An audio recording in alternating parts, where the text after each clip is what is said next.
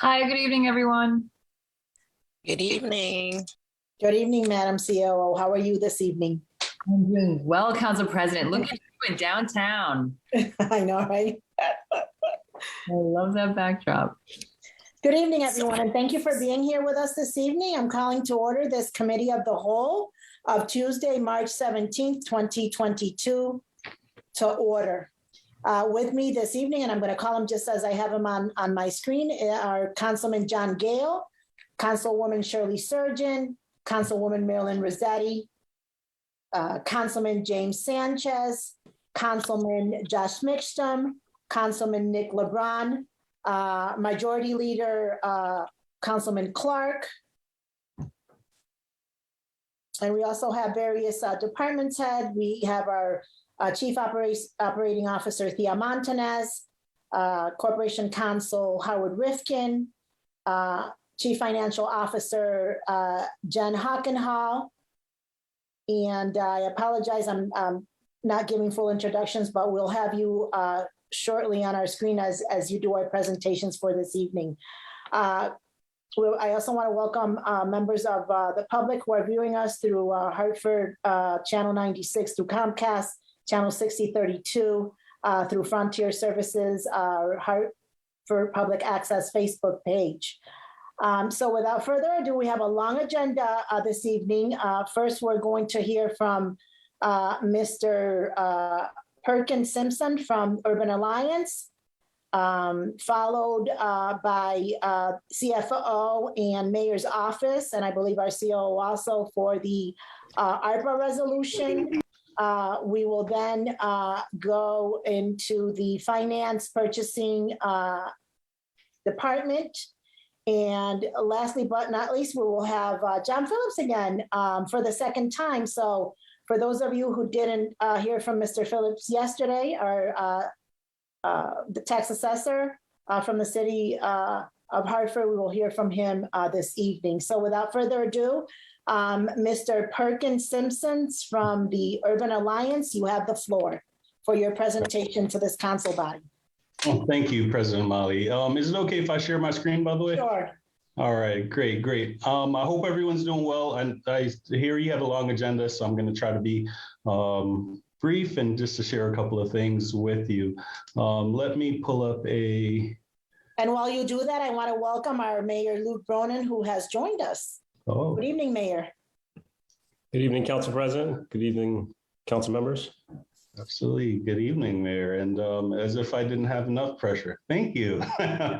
Welcome. It's good to be on the call with you. I'm just going to start a quick slideshow here. My name is Perkins Simpson. I'm the Executive Director for Urban Alliance. I appreciate the opportunity just to come and speak with you about what we do. And I've been the ED here for about a year. I was intrigued in terms of the mission and the scope of what Urban Alliance does.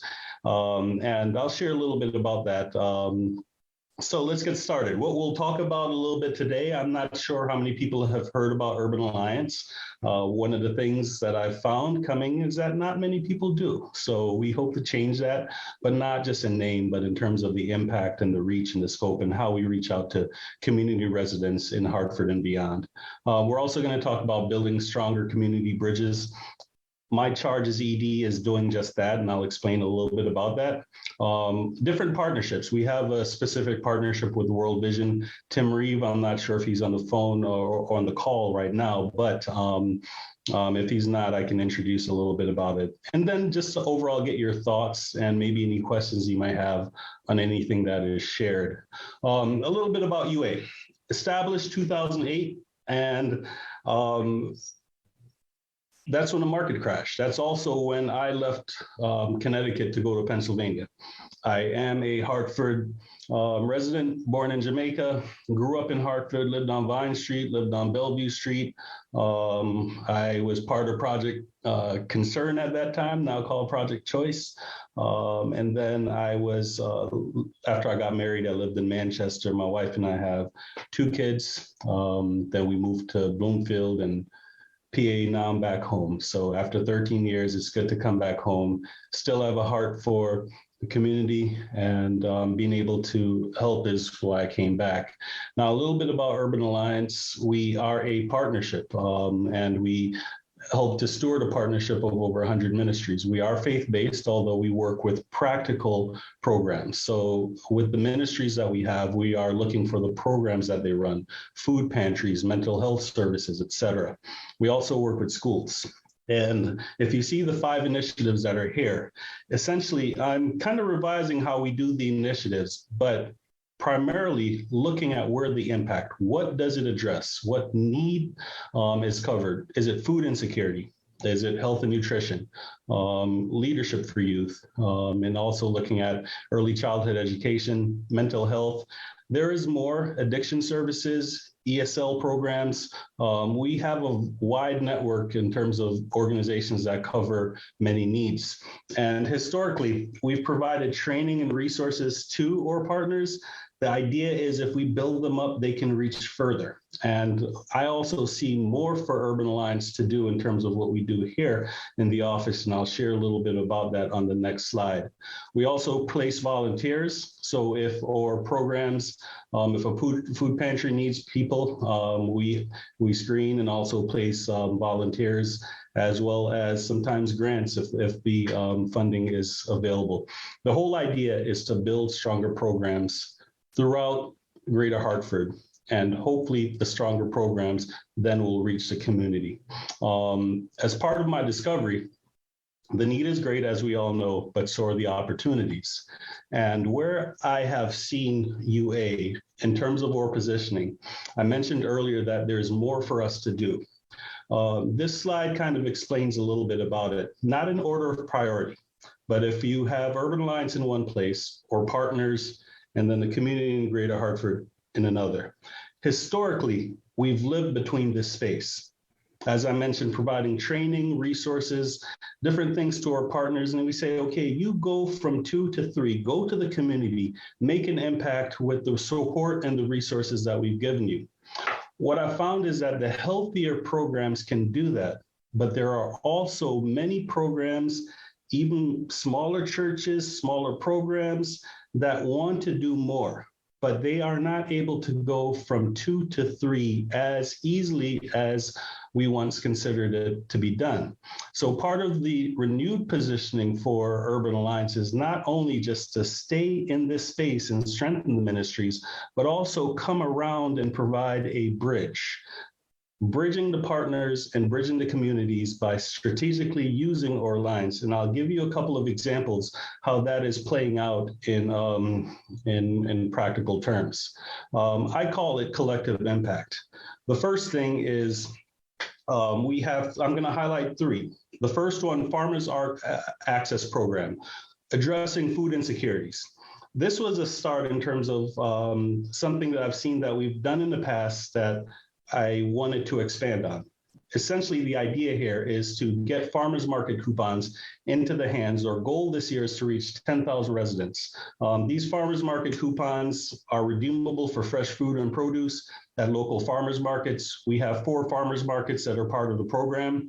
The farmers markets that are part of the program, if they are also SNAP eligible, the coupon value is doubled.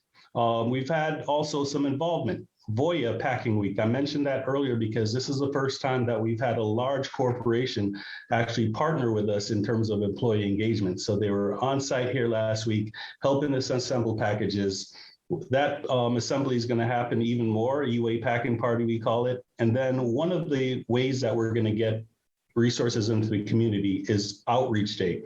We're physically going to distribute to our partners. They're going to walk the streets and provide resource bags that have coupons and also other resources. So we have a resource guide that we created that talks about different programs and other opportunities where if anyone needs in different areas, they can have access to it. So the idea here, increase health, expose individuals to the farmers market. Hopefully these will help the farmers markets that are around in Hartford and provide more awareness around health and nutrition. This program actually started to launch the second collective impact because the conversation started to go even bigger among food insecurity. Where I said Urban Alliance used to be, we operate and we help with the different programs. The area of food insecurity, we work with shelters. But what I found is that we worked with existing shelters that were capable of doing an ongoing program. If a smaller program was not able to do an ongoing program, we didn't work as effectively with them. The conversation also extended to a discussion with Midwest Food Bank in Manchester. And I asked them, I said, okay, what are your needs? What are your goals? They said, we would love to find programs that operate on a monthly basis, and we could send something to them, and we could provide food and different things. So I said, how about this? There are many programs who want to get involved. If we have over 100 partners, there are only 12 months in a year. What if UA can schedule a rotational basis, have one partner take 1 month, another partner another month, so on and so forth. We have partners throughout the city of Hartford. We're able to make sure that hopefully that the entire city can be covered, especially the areas in need. And what that enables our partners to do is that all they need is a space. If we can organize the logistics, get the food to them, and say, okay, open your doors to the community, have them walk in. There they can get access to food items. They can also get access to resources, and those resources can differ over time. So it could be, let's say a PPE kit or hygiene kit or a mental health kit. Coming into school, we're also looking at the possibilities of having educational things.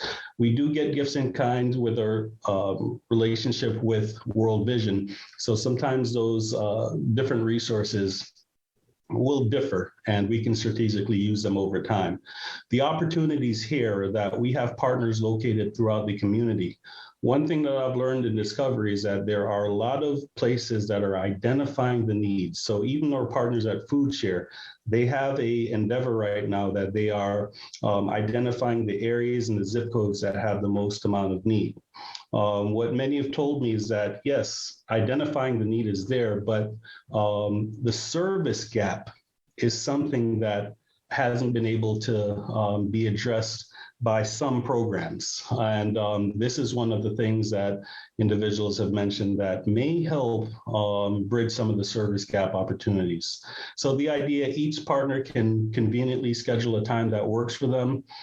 We handle logistics. It also helps them to not experience too much cost. And if we can get support around this, there are many benefits. A lot of times people say, okay, what are the programs doing? Even churches, what are churches doing in the community? They don't pay any taxes, et cetera. Imagine having all of these partners open their doors, people coming in, and you see them walking out with smiles on their faces, opportunities provided. It starts to build partnership between the programs that are in the communities as well as with the community residents themselves. The next thing that we're doing, this should say Collective Impact 3, so I apologize for that, is school partnership. Again, transforming for me as ED, the old to the new. School partnerships for UA used to be a one-on-one relationship. So let's say, for example, one church would mentor and partner with one school. What I found is that has worked to a degree. However, it closed the door for many others who wanted to get involved, meaning that long-term relationship, the financial commitment of having a one-to-one relationship was intimidating, and also could lead to not many programs getting involved. So I met with the community engagement individuals, Nashette Berg, Michelle, with Hartford Public Schools. And I said, okay, what if we did it this way? What if we as UA met with the schools in Hartford and identified their wish list, things that they weren't able to cover through their budget, whether it be computer equipment, it could be as simple as pens and paper, it could be individuals who can come and read to the kids, whatever it is. Identify some wish lists. We as UA, we can then take those needs and spread it through the network and says, okay, Sand School, which happens to be a starting point that one of the schools we're going to start with, might say, okay, we need this. And we can say, okay, who wants to help Sand School with pens and paper or whatever? A partner can say, we can do it. And they can also keep it transactional, meaning once they serve that need, they can step back. Or some that I hope will even get more involved and want to support in different ways. What this does is it opens the doors for more partners to get involved, hopefully meeting more needs for the schools and touching the lives of the students and creating more opportunities. So this is another area where the collective impact engagement would be. I'm also looking at back to school events. We were able to participate in a couple last year. And also, even though we work with the school, with the faith-based community, having more partnerships, and maybe this could be a model for other counties and other places. So there are other areas that we look to do. The food insecurity and the school partnerships are two priorities. Right behind that, second chances, prison reentry program. Imagine having someone coming out of prison having access to resources, people to talk to, but even practical resources, a bus pass, a welcome home package. If they need help with counseling, being able to have counselors and different things provided, using the network in a similar fashion. UA Serve is where our volunteers are, and we're looking at ways to even expand it. So like for partners and the programs throughout the city, we sometimes have, for example, a professional person, maybe a lawyer or a plumber, call in and say, can I volunteer some time? We can spread that through and say, okay, this person can give 5 hours worth of service. Who can use them? It helps those in business, and it also helps the partners who might need support in different areas. We're also looking to organize our website as a community resource. I invite you to go out to our website. Try to figure out what we do. I looked at it and I said, hey, this is kind of difficult. It's broad, but if I am a person in need, can I find it? Right now, I'll say no. So we're redoing our website. So if a person says, okay, I want to find youth programs that are in the network, or I want to find a food pantry, or they should be able to go and very readily say, okay, what is my need? Click onto it, see the list of the different resources through the UA network and beyond, and be able to pick areas that are convenient for them. UA Philanthropy. We had our first estate planning seminar. I also have a background in fundraising and stewardship, so we hope to expose that to individuals and programs so that they can also grow more financially secure as well. Youth engagement, mental health, and more. The opportunities are limitless. It does seem that there's a lot to do, because there is, but we'll address each one by one, and we'll take the experiences that we learn and move into other areas. So the collective impact areas are there. I'm not sure if Tim is on the call. I'll just handle this here, but the collective impact, we have a strategic partnership with World Vision here. We are located in East Hartford, right across the river, right across downtown over in Connecticut Boulevard. Part of our building, we provide rent-free space to World Vision. World Vision is actually bigger than us, but we do this to enable gifts in kind to come in. So as part of the school partnership program, we want to highlight the Teacher Resource Center. Currently, teachers use it through Hartford schools, and they can come and get free school supplies, pencils, paper, book bags, etc. But we want to communicate it more broadly, spread awareness that this type of resource is available, and make it available to more teachers and to more schools. We have the Essential Supplies Program. What this does is the programs that we work with, they can access food, clothing, furniture, equipment, and other necessities. So this partnership with World Vision, it is something that we kind of help to underwrite, but they do a tremendous job, and the resources that they provide do make a difference in programs and in people's lives.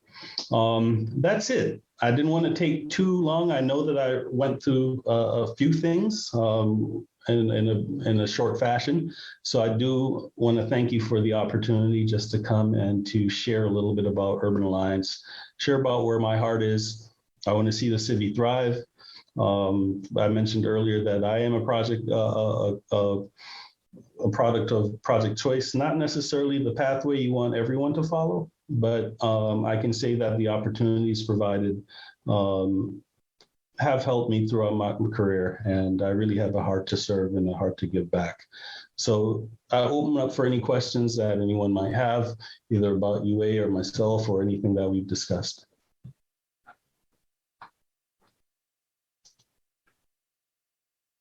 Sure.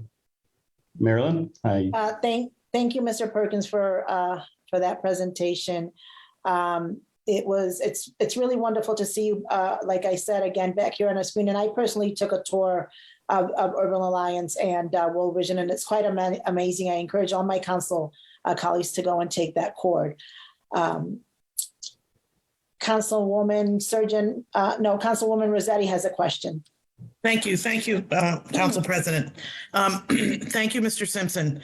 As a ally in the CEO, Executive Director field of a nonprofit, my sympathies are with you and or pleasures. So you mentioned you need to do some website stuff. Just an FYI, maybe we circle back together because we got a great, we recently did ours with an organization that focuses on nonprofits. So they look at the bottom line as far as cost, but also very intuitive to what you said. When people come on the site, you know, what do you do? What do you offer? How to get to things? So if you'd like to talk about that offline, I'd be happy to give you that information. But great presentation and thank you. Thank you. I would love that, Councilwoman. I will put my my email and my cell phone in the chat if that helps. Or I'll give you mine and you can follow up with me. I'll do the same thing. I'll give you my work one in there. All right, that works. Okay. Well, I appreciate that. And David can also, if you can send us that presentation, Mr. Simpson, and we can share with all council and also share your contact information. I will do that. So I will send that to David and yeah. He cannot share it. Are there any other questions or comments from my colleagues? Councilman Sanchez?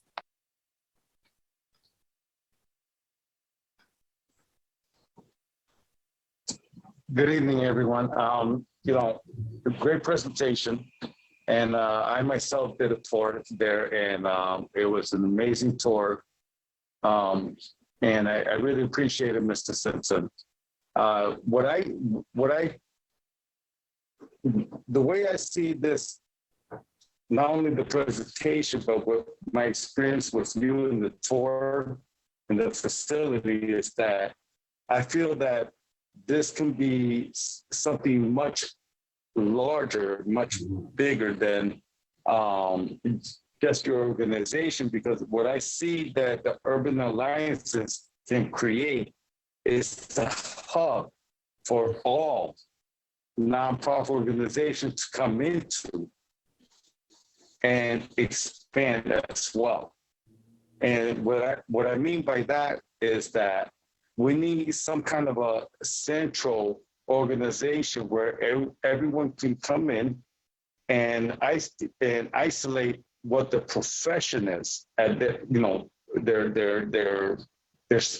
the special technique or avenue that they have. And I feel that the Urban Alliance can create that. And not only that, but there's so much connectivity that can be created through your organization. And I know we have so many great organizations here in the city of Hartford. And I would like to see some kind of partnership, collaboration created, where now we can just focus on one entity, and from that one entity expand it through all the branches that we have available to serve with our community. So great presentation.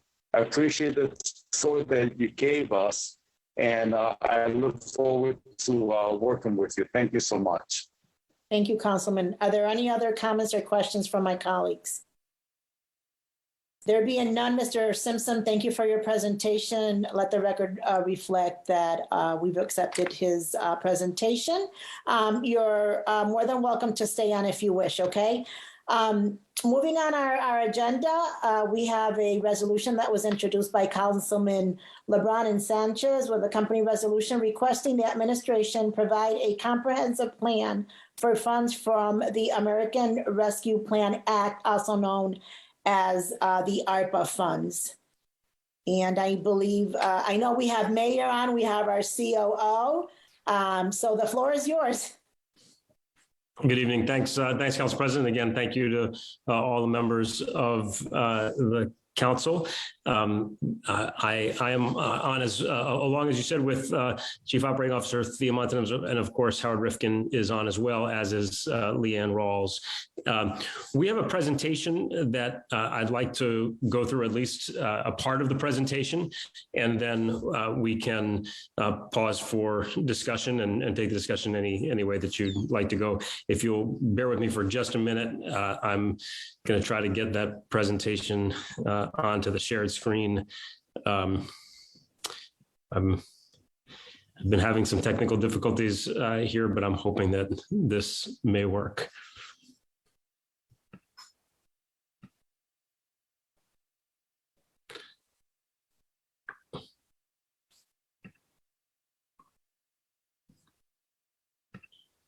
I think I may have to ask somebody, Thea, if you have this screen, I apologize. I'm having trouble getting this to share. So I'm going to defer to Jen Hockenhall, who is also here this evening, who is our CFO. Jen? Oh, there's Jen. I'm sorry, I didn't see Jen. Yeah.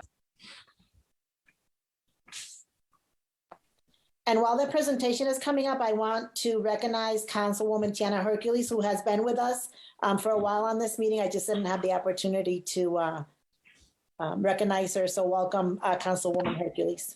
Thank you. Good evening, everybody. All right. Thank you. Thank you for your patience, everybody. Jen, you can hit the next slide. So just to briefly review, I know everyone is familiar with this and I won't go long on the intro, but as you recall, the city received a total of $112 million in ARP funds, distinct from the $98 million that the school board received directly, and distinct also from the $5.2 million that we received for the purpose of reducing homelessness. We had adopted a plan totaling $116 million.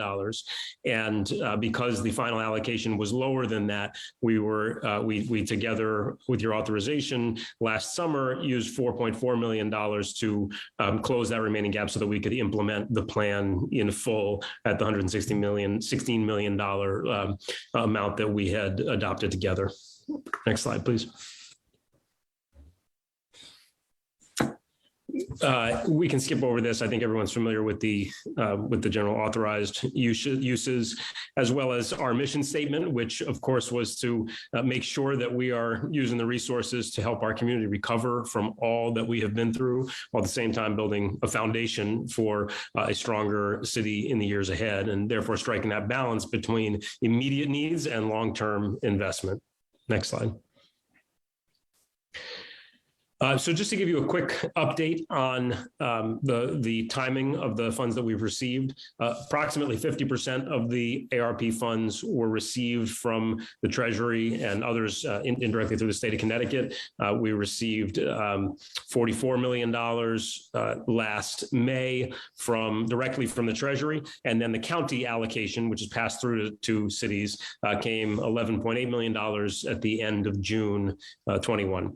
We expect to receive the balance of those funds by the end of this fiscal year, so by the end of June 30th, 22. And then as you recall, we have until December 31st to commit all of those funds, and until December 31st, 2024 to commit all of those funds, and then until December 31st, 2026 to expend all of those funds. really what that means is, we would, to the extent that those funds are being granted to an external organization, they would have to be provided to that organization with the expectation that those funds are spent down by that final deadline. That said, our plan calls for the expenditure of those funds really within that initial 3-year window. Next slide, please. This, of course, everyone is familiar with as well. We together adopted the plan last summer that allocates $13.9 million to youth services and support, $11.25 million to community safety and wellness, $15.3 million to business support and activation, $7 million to housing, $5.8 million to arts and culture, $47 million to economic and community development, $9.5 million to critical infrastructure, and $6.6 million to a variety of expenditures that are, in most cases, allowing us to focus on implementation or complete projects that were otherwise city priorities. Next slide, please. This slide gives a summary of where we are in the transfer of funds as well as the allocation or awarding of funds. And I want to walk through this slide in particular because the slides that follow, we lay out the same presentation for each of the expenditure categories. The reason we presented it this way is the following. The funds transferred column is funding that has actually been transferred to the accounts of the recipients. So that money has actually moved into the accounts of recipients. And that's as of March 31st. The reason we're providing it as of March 31st is because that is the date of the most recent report that was due to the U.S. Treasury Department. And we wanted to make sure that you saw this breakdown of that report that was provided to Treasury so that those things tied together and you could see that comparison. But we also wanted to show you, for the same reason, what funds had been awarded as of March 31st, so a month and a half ago. And what that means is contract funds that have been contractually obligated, contracts that have actually been routed and signed and completed, even though funds have not yet, had at that time not yet been transferred. And then finally, showing you the total funding awarded as of last week. And this, again, includes funds that have both been transferred and funds that have been obligated. Now, I also want to stress there's two ways in which these funds could have been obligated. One is where we together specified the ultimate recipient in our plan. So to give you an example, where we together said that there would be $500,000 a year committed to the expansion of the Youth Service Corps, the ultimate recipient was identified from the very start. And so that funding is considered awarded already from the city's standpoint. Can also be considered awarded if a competitive grant process has been completed and those awards have been made, and or if other processes have resulted in an agreement that has been concluded between the city and the recipients. So I hope that that makes sense, but I wanted to break that down because I know it can be a little complicated to look at those multiple columns, but I wanted to make sure to explain why we had those multiple columns. I want you to be able to see what precisely we reported back in March. And I want you to be able to see what we have obligated as of now. We will be happy to provide, in advance of the next report, also happy to provide updates on the amounts transferred. If you were to run the amounts transferred today, there would be more transferred than you see as of March 31st, 22. But I think that total awarded as of May 13th is probably the best snapshot of the status. Next slide. The other thing that we wanted to do in this presentation is just break down in a little bit more detail precisely how we're implementing the plan. So I know that I've talked with all of you, in most cases, both individually and together, about the various ways in which we are implementing the plan. But I want to just step back and cover that again because it is important.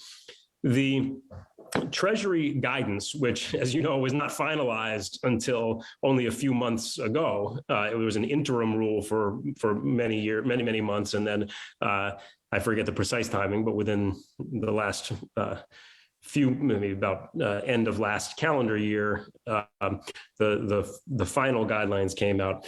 That final rule specifies certain types of expenditures that are considered eligible for the direct expenditure of ARPA dollars.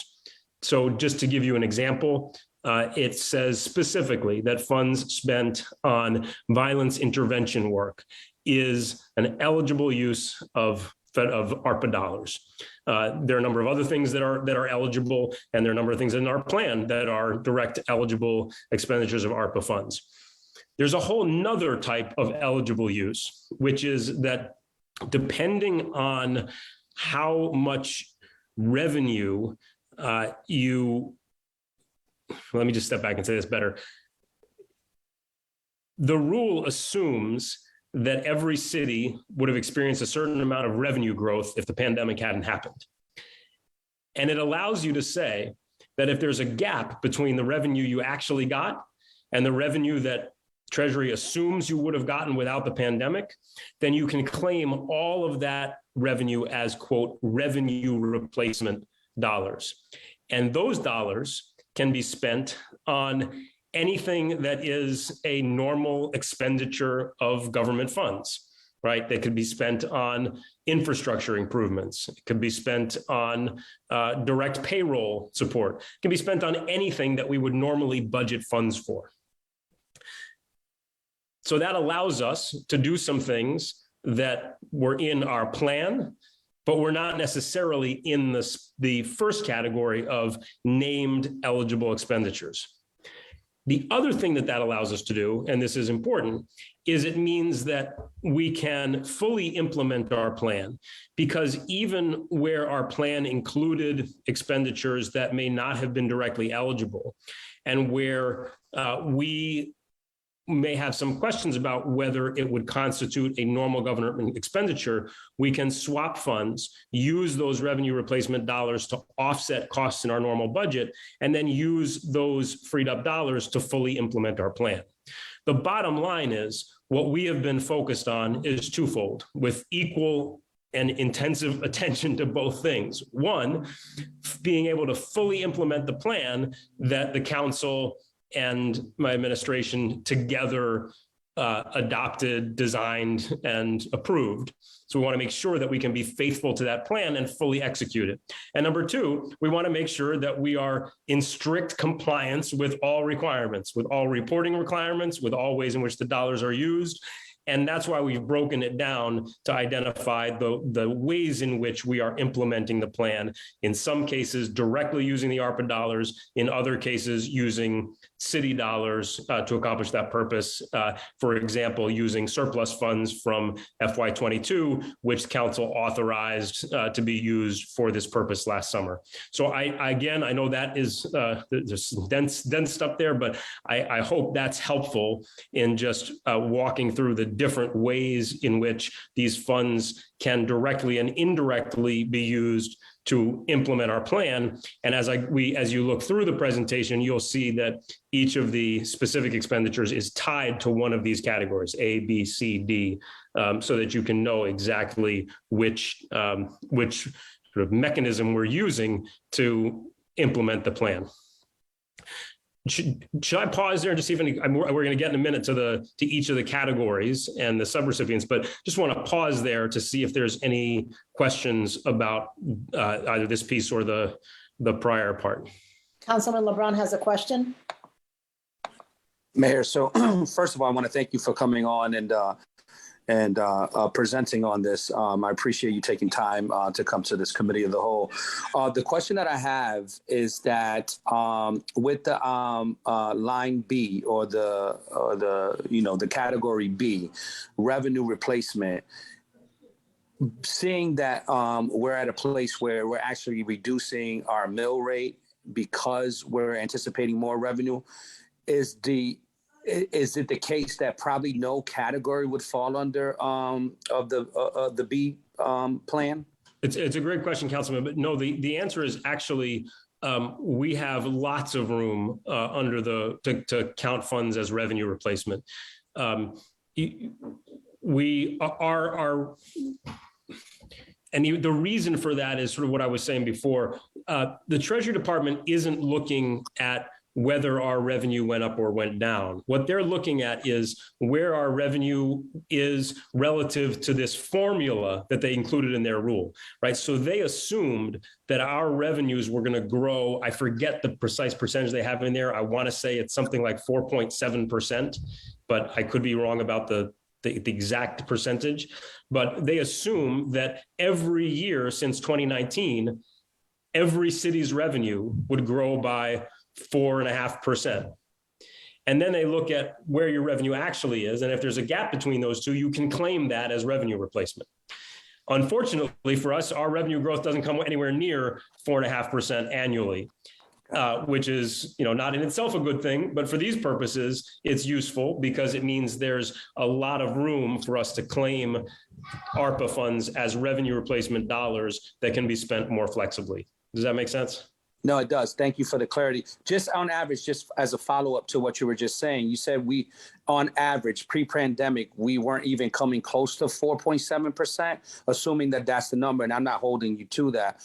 Yep. What was our average annual growth over the past 5 or 10 years? Or I know you changed the ship around, and and when you got in the office, we were facing bankruptcy. So I realized that it's like there's a lot of variance there, but on average, the last 5 years, what was our anticipated? What we generally assume each year remember that all of our growth in revenue comes from two sources, either property taxes, and since we previously weren't raising the mill rate, and we're lowering it now, but we never raised it. The growth comes from two places, either the increase in property values or more state assistance. Now, what we have generally assumed in our budgets in non-reval years was 1.5% growth in property tax base per year. Since property tax makes up about half of our budget, that means we're assuming about 0.75% growth overall in revenue. But we have seen some increases in state, transfers of funds as well over the years. So we assume in our budget that 1.5% growth in property taxes. And just to put it in context, that's about where we've landed in our budget. This year's proposed budget that I proposed to you was 2.67% higher than last year's budget. And of course, since revenues and expenditures are the same, it's assuming a revenue growth of 2.67%. Thank you. Thank you for that. I'm sorry, just because you put it out there, Mayor, and this is through you, Madam President, the last question. In terms of our relationship with the state and the grant funding from the state, has there been any discussion around that, potential revenue replacement as is related to the COVID funds? And what I'm meaning specifically is that we see Governor Lamont, and the state legislator reduced the taxes by $500 million. But from a city side, one can argue that, we still need the same amount of money. So was there a reduction? No. Did that affect what we're talking about here? I guess is what I'm asking. No, it didn't. Okay. We saw, as you remember, the state increased pilot funding last year. Okay. And there's no reduction in state municipal funding this year. Okay, great. Thank you. Are there any other questions from my council colleagues? Okay, Mayor, you have the floor again. Thanks, Council President. Okay, go to the next slide, please. So here, let me just say, we will provide all of you with this presentation, which you obviously can go through in detail. I don't know that it makes sense to walk through every single one of these lines in detail tonight, although if you'd like me to, we can. But what we've laid out is, as I mentioned at the start, in a more granular way here, in the not just those big buckets, but the next level down, how have those funds been committed? So I'll use this first youth services and support slide as an example. We set aside in our plan, $7.5 million for youth engagement grants. And that was funding $2.5 million per year of a 3-year plan. If you look over to the right there, 1.6 million of that was obligated in the first round of Unity grants that we provided to many dozens of community organizations. 1.68 is about to be announced. It's been awarded again through that competitive process to a large number of community youth service providers. And then there is the commitment over 3 years of $500,000 per year for the Boys and Girls Club to ensure that they can meet their programming needs at the new Southeast Boys and Girls Club, as well as the ramping back up of services at the Northwest Boys and Girls Club, which had been closed. And then the remainder of those funds will be awarded through the final round of the Unity Grant Awards program next year. So you can get a sense of sort of the various ways in which that has been awarded or obligated. Then if you go down to the next piece, which is the Youth Employment Initiative, where we committed a total of $3 million. We've awarded $600,000 of that to the partnership that a number of you joined me in announcing some time ago, to Girls for Technology, to help train a pipeline of young Hartford residents for jobs in the technology field, the companies that we have been recruiting to the city. The next one is a good example that I used before of an allocation that was made directly in the plan, the expansion of the Youth Service Corps, $500,000 a year. And so all 1.5 of that is noted in the awarded column there. Similarly, we had set aside $900,000 or $300,000 a year for citywide youth sports support. The organization best suited to carry that mission out was Active City. And so we have committed those funds to that purpose. And that's why you see that $900,000 listed as awarded. And then in the last one, community arts and education support, $104,000 of that has been awarded through the Hartford Foundation for Public Giving to support work to get the Artist Collective back up on its feet. So that's just an illustration of where we are. Obviously, there are funds remaining to be spent. There are more funds awarded than transferred, although those will soon catch up, and all of those are in process. So we will, as I said, provide you with this presentation, which includes this analysis for all of the categories of expenditure. All of the items here are examples of category A, where these are all directly eligible items of expenditure, meaning we can use ARPA dollars directly for this purpose, because all of it is about supporting young people in our community, and that is an explicitly eligible expense under the ARPA plan. Mm-hmm. So, Council President, I will defer to you on whether you'd like how you'd like to proceed from here. As I said, the resolution had asked for an update on all of that. And so I wanted to make sure we walk through how that works. And then, I can provide you with this and we can go through it. I think you'll be familiar with most, if not all, of the programs that are listed here. Many of them, again, we've stood up together and celebrated, or announced, whether it's examples of like the Heartlift program, which was the way in which we implemented our commitment to vacant space activation, or whether it's examples like the hospital-based violence intervention program, which is one of the ways in which we're implementing that commitment to violence intervention and violence reduction. So we look forward to continuing to implement these in as rapid a way as we can, while ensuring that we are building programs that are effective and sustainable, and also ensuring that we are being very, very careful about all compliance issues and all reporting requirements. So Council President, I'll seek your guidance on how you'd like us to proceed. Sure, Mayor, and thank you for those comments. I believe Councilman Sanchez has a question. Yes, I do. Can you hear me all right? You're coming in and Can out, you hear so me all we'll right? try our best. Go ahead.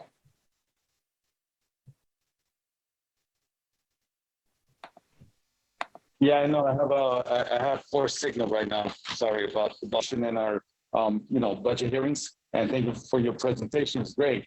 I will say that I'm very happy to see this particular screen right here on this page where it has a somewhat of a breakdown on some of the ARPA funds and how it's being used and allocated, especially with the youth services and support. My question to you is if you can go back to the previous page or segment that you presented. I have questions on that. Sure. Is it this one you mean, Councilman? Okay, thank you. Yes. So Mayor, so right here, I'm looking at where it states on B. Project is an ordinary governmental expenditure that can be funded with the ARPA funds under revenue replacement. Then it's followed by C. General fund revenue will be used for the recovery project, and recovery funds will offset the governmental expenditure. Now, this the recovery funds, basically, we're talking about the ARPA funds, right? Correct. So what we, this is my understanding. If you can correct me, I may be wrong, of course, or I could be, understanding it correctly. But my understanding is that once we use the general fund or CIP funds for projects, and if we are short to complete a project, then the recovery funds, which are the ARPA funds, can be used to complete that project. Am I correct there? Well, I think, Councilman, the answer would be that it depends on the project. But let me give you an example. Let me give you one example of this. And I'm actually, rather than using general fund revenues, I'm going to give a slightly different example, but hopefully it helps illustrate it. So in the initial interim rule that the feds put out, it wasn't 100% clear whether constructing a new library branch or new library branches was an eligible use of ARPA funds, right? But we had adopted that as an important part of our recovery plan and our recovery priorities. So what we did there was we used the ARP funds in a way that we are 100% sure is compliant, which is we used those ARPA funds to support the Hartford Public Library's operations. What that did was free up the funding that the corporate donors had been providing to the library, to the Hartford Public Library for its operations. And instead, we gave those funds to the library for capital expenditures in new branches. So you're basically swapping one source of funds for another. But in doing that, you're making sure that you're using the funds in a 100% eligible way, and you're staying completely compliant, and you're also making sure that ultimately the funds that are needed to implement the plan are there to implement the plan. Does that help explain that?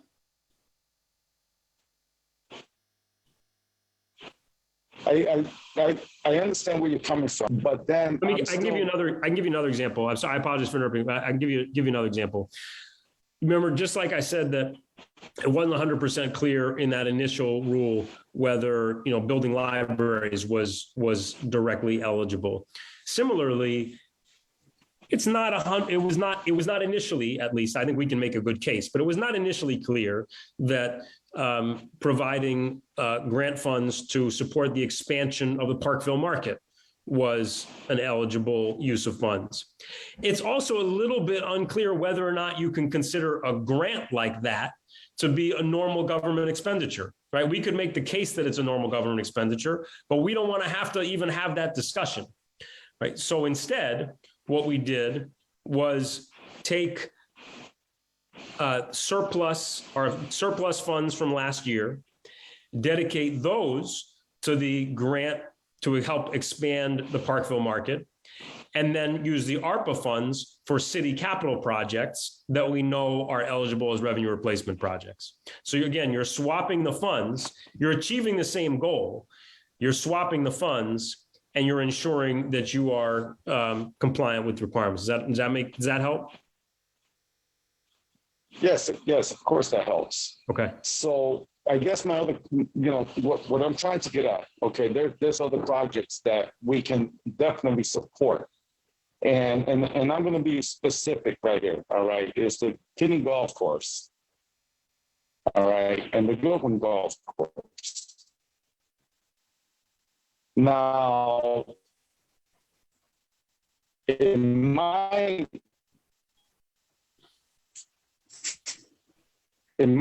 knowledge, when it comes to business, you got to money to make money to become sustainable, right? So, am I mistaken to believe that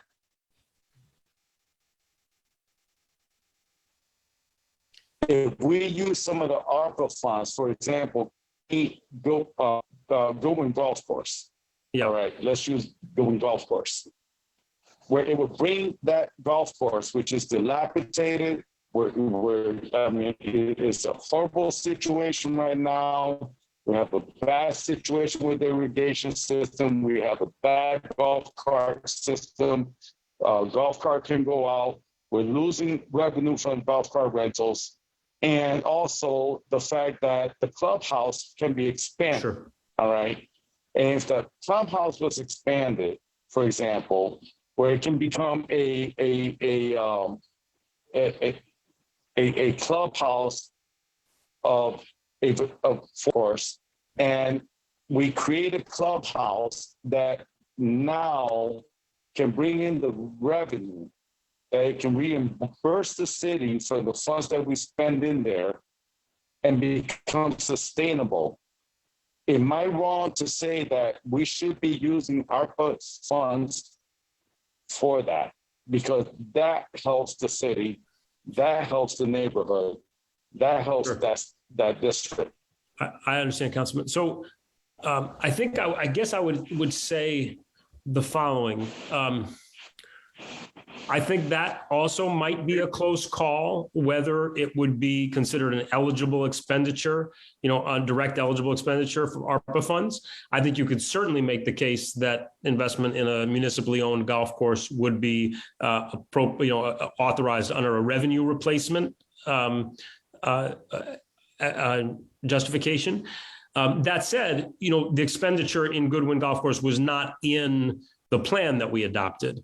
So we are not using the ARPA funds for that purpose. I will say off to the side, another topic that I'd be happy to talk with both you and any members of the council anytime. We have been in active discussions with the state delegation, and I believe that there is a very strong likelihood that we will be receiving some additional state funds to support precisely the investments that you're talking about at Goodwin Park in the coming months. So that's something that we have been working on separately from the ARP plan. The reason we haven't been working on it in the context of the ARP plan is that it wasn't in the ARP plan that we adopted together, but it is something that we're working on separately. And I think I feel quite optimistic about where that stands.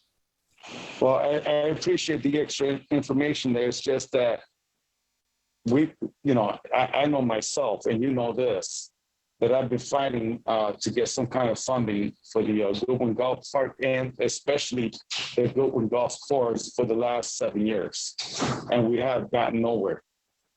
I will say this, that there's a lot of projects going on, and I fear the fact that because the concept that the South End is doing so well, we're not going to receive the support and revenue that's needed to maintain, but not only maintain, but to build up the North End as we are doing with the rest of the city. And this is including the New Britain Avenue corridor. And I know that we do have an RFP out there for a study for a for a roundabout in one of the most dangerous intersection in the city, which is the Green Avenue, Mountain Street, and White Street. And that, there's like it's like the 5 corners in the North End, right? But we also have a major intersection in front of the bachelor school, which is at least 40 feet wide and very dangerous for students to cross, which is Green Avenue and Newington Avenue, or Newington Road. Yeah. So I'm just looking to assure that we're not going to shortchange. Yeah.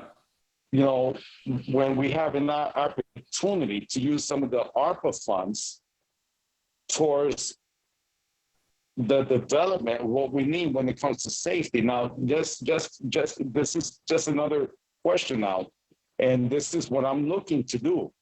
Okay, is that I understand we supported your resolution, and I agree with it for sure, and I really appreciate the slide that you presented when it comes to the funds for the youth, right? Spending.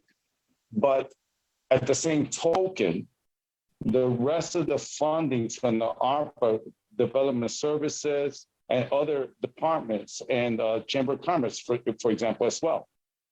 I am looking for details. I am looking to find or to understand exactly what funding are we going to, for example, let's say development services, right? I forgot how much it was allocated to development services, but that's great right now. So let's say, I believe it's, if my memory serves me right, 14, 15 million, all right? So development services receive these funds. We, the council, this body is requiring exactly what those funds are going to do, or who, what's the percentage of or the amount, what's it going towards? So we need to make sure, I'm sorry, Mayor, but we need to assure that these funds are going to be allocated specifically for our neighborhoods. So can I interject here can I interject, Councilman Sanchez?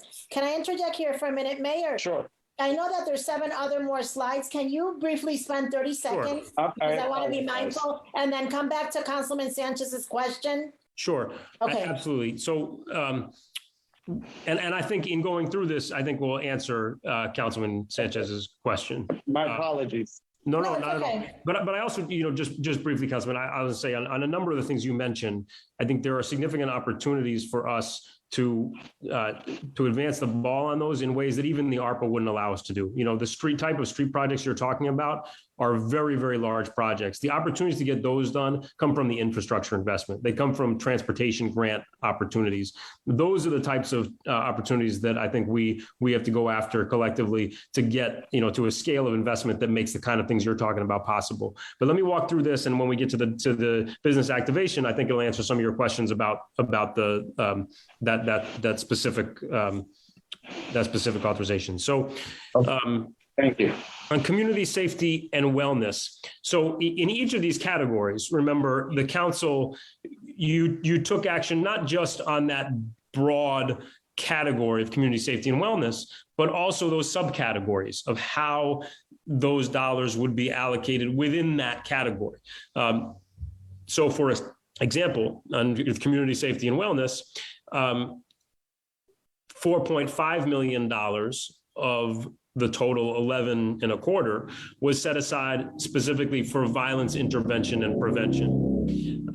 In this area, $2 million has been committed to the hospital-based violence intervention program that we have built and recently rolled out in partnership with our 3 hospital systems, as well as Hartford Communities That Care, Mothers Unite Against Violence, and Compass Peace Builders. And that's a 3-year initiative. And then $1 million was committed to ROCA, which is working specifically in a gap area that had been unaddressed when it comes to the city's violence prevention efforts, which is working with young women who are involved in or at the periphery of some of the gun violence and other violence that we're seeing. So those awards specifically have been made. That leaves $1.5 million roughly that is not yet allocated, that the intent is to allocate through a competitive grant process to community violence prevention partners.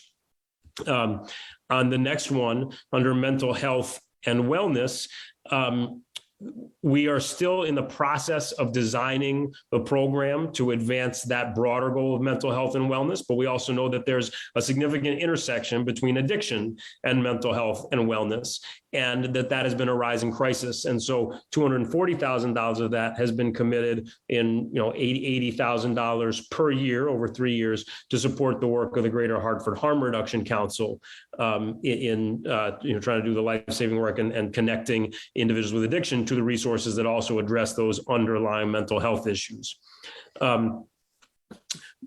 Funds were set aside for $400,000 per year for violence reduction coordination. To this point, $600,000 of that, or roughly half, has been awarded, and that is specifically to ramp up and fund the Office of Community Safety and Wellness, which includes Patricia, who's been on point and leading the work both with the HEART team as well as with the hospital-based violence intervention program. Then the next one, which was a direct allocation in the initial plan, is the Reentry Welcome Center expansion. That expansion of staff as well as physical expansion is already underway, and they're actually opening up the new spot on Windsor Street. They're in there now and ramping up, and you will all soon be invited to an announcement together where we can talk about that expanded work. And then finally, funds that were directly allocated for the health clinic. So that's a quick breakdown on the community safety and wellness side. Happy to, if you want to maybe jump to the next one, Jen. So Jimmy, this really gets, I think, to the question that you were asking. You were asking about the $15 million committed. You referred to it as committed to DDS, but it's not really committed to DDS. In fact, much of this money will never be in DDS's hand, on DDS's books. It's committed to these purposes, right, of vacant space activation, which we've achieved through the HeartLift program, as well as small business investment incentives, the small business revolving loan funds, and we're in the final process of negotiating an MOU with HEDCO to achieve that goal. The facade grants, which we still have to design the process for awarding, but which will go quickly once we do. The Commercial Corridor Ambassador Program, which is now up and running, and that's been built as a partnership with the Open Hearth as a reentry, a second chance opportunity to try to not only achieve the goal of having that physical presence of folks who are helping to keep our avenues clean and beautiful and be a presence on the avenues, but also to create a second chance.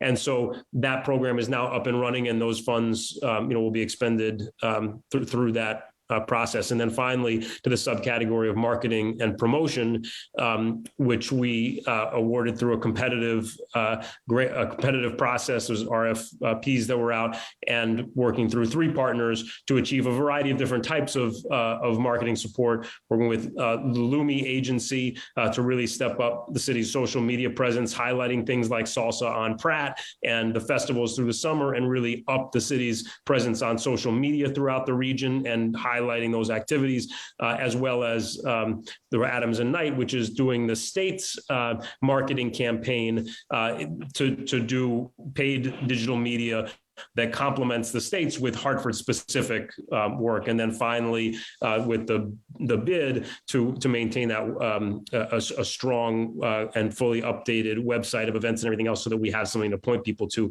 So this kind of walks through. I hope that with respect to these $15 million, we were actually together fairly, prescriptive about where they had to go, right? That they had to be going to support these specific purposes of vacant space activation, small business revolving loan funds, marketing, promotion, et cetera. And you got a question, Council? Yeah. Madam Chair? Yes, Councilman. Thank you. So, Mayor, so I'm looking at the marketing and promotion D. It says Lumi Agency that you mentioned, Adam and I, and the Hartford Business Improvement District. So they're receiving, am I understanding this, that they're receiving 1.5 mil? Well, it's divided among those and not necessarily in even amounts. Obviously one of the more expensive things is to do direct digital advertising, where the money ultimately is going to purchasing the actual digital ads. So those we're finalizing those contracts now, again, awarded through the competitive process, but the amounts differ between each of those recipients, but total $500,000 a year. And then, okay, $500,000 a year. So, but you mentioned that Adams and Knight is for state advertisement. No. What my point was I was just putting in context the work that they're doing, and one of the reasons that they were such a strong partner is that even if they hadn't been doing the state stuff, I think they would have been a strong partner in leading the digital advertising part of this marketing effort. I was just sort of as an aside, noting that they're the ones that are also leading the state's marketing campaign. So if you see those ads on TV, like the state I'm in, I don't know if you see those ads on TV or on digital media, that the state I'm in, right? They are running those ads. And the reason that's useful to us is not just because they can sort of help thematically make sure that what we're doing kind of fits in with the state's overall campaign, but they're also going to be learning an awful lot by doing that. They're going to be learning a lot about what messages work, about what audience are receptive to hearing, positive messages about Connecticut or about Hartford. So they're going to be learning a lot through that work that I think will be beneficial to us. But that was just kind of an aside. Wasn't the point about, why they're doing it. Thank you for that, because I was just, in the mindset that, okay, if the state is funding them, but I can understand the partnership so that they can promote Hartford, being that we're the capital. And then at the same token, with the Hartford Business Improvement District, if I'm not mistaken, they already receive funding. So we're just basically bumping up their funding so that they can help promote Hartford as well. They receive funding, but for different purposes, right? I mean, some of their funding they receive directly from the surcharge that they charge to property owners in the business improvement district, right. And then they get they get an allocation from the city. But a lot of that funding is used for the physical work that they do of keeping the downtown clean and funding the ambassadors that you see out there, the downtown, the bid ambassadors and those sort of lime green shirts, et cetera. So a lot of that work goes to that. They do have a website, but they have not had somebody dedicated full time to making sure that the website is kept up to date and that the calendar is actually well coordinated with all the different organizations that are updating their calendars. And that has meant that we had kind of a gap when it came to trying to find a place that we could point everybody to say, here, go learn about everything that's going on in Hartford. And so that's what this funding is specifically, that gap is specifically filled by this funding. Okay, thank you. And I just want to say that I have seen some of the advertisement that the Lumi agency created, and I will say it's a phenomenal video that they put out there about the city of Hartford. Yeah. And I have not seen that before. Yeah. I'm just kind of wows me that I finally saw something that is worth it. I'm glad to hear that, Councilman. I agree with you. I think they're very, very good at capturing the energy of social events and conveying that out throughout the region. And that's one of the things we all know we need to do. So I agree with you. I think that there's a lot more room for us to build on the success we've had here, but we've really focused, we tried to do this intentionally, focusing on two things first. One, really getting that HeartLift program up and running, because we knew that one of the urgent needs is to fill those vacant spaces. Because if you got a whole bunch of vacant retail space, the place just looks dead, right? So I agree. Focusing on that. And we've been really pleased with the response so far. 25 new businesses opening up in vacant retail stores because of that. And so we made that priority one. we're finalizing the next sort of investment incentive programs to be even more flexible and potentially allow us to do some larger scale support for, focus on job growth. But we intentionally focused first on that HeartLift program to get that energy back up and running, and at the same time to get the marketing piece in place so we could make sure we were finally beginning to tell our story, especially as we go into this spring and summer, or rather as we go into this summer when there's going to be a lot of activity throughout the city. Thank you, Mayor. Thanks, Councilman. Next slide. So on the housing nonprofit support, although you don't see anything listed in the awarded column yet, we're actually quite far along in finalizing those agreements with Habitat, SINA, and NINA. And those should be, I think within the next few weeks, those will be final. And so you'll see that show up for the next report, you would see that show up in the awarded column. The arts and culture side, there are, a number of initiatives that kind of fall under this. We had talked about two main goals. One was arts and culture programming and activation. So creating events and activities and building on the summer festivals and all those things that make the city lively during the warmer months, as well as try to expand that a little bit year round and have some sort of year round, music activities, events that help keep things lively. That all goes under that arts and culture programming and activation line.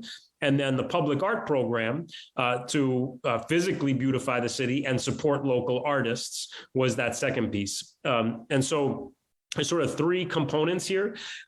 We've entered into an agreement with the Greater Hartford Arts Council to lead the public art program.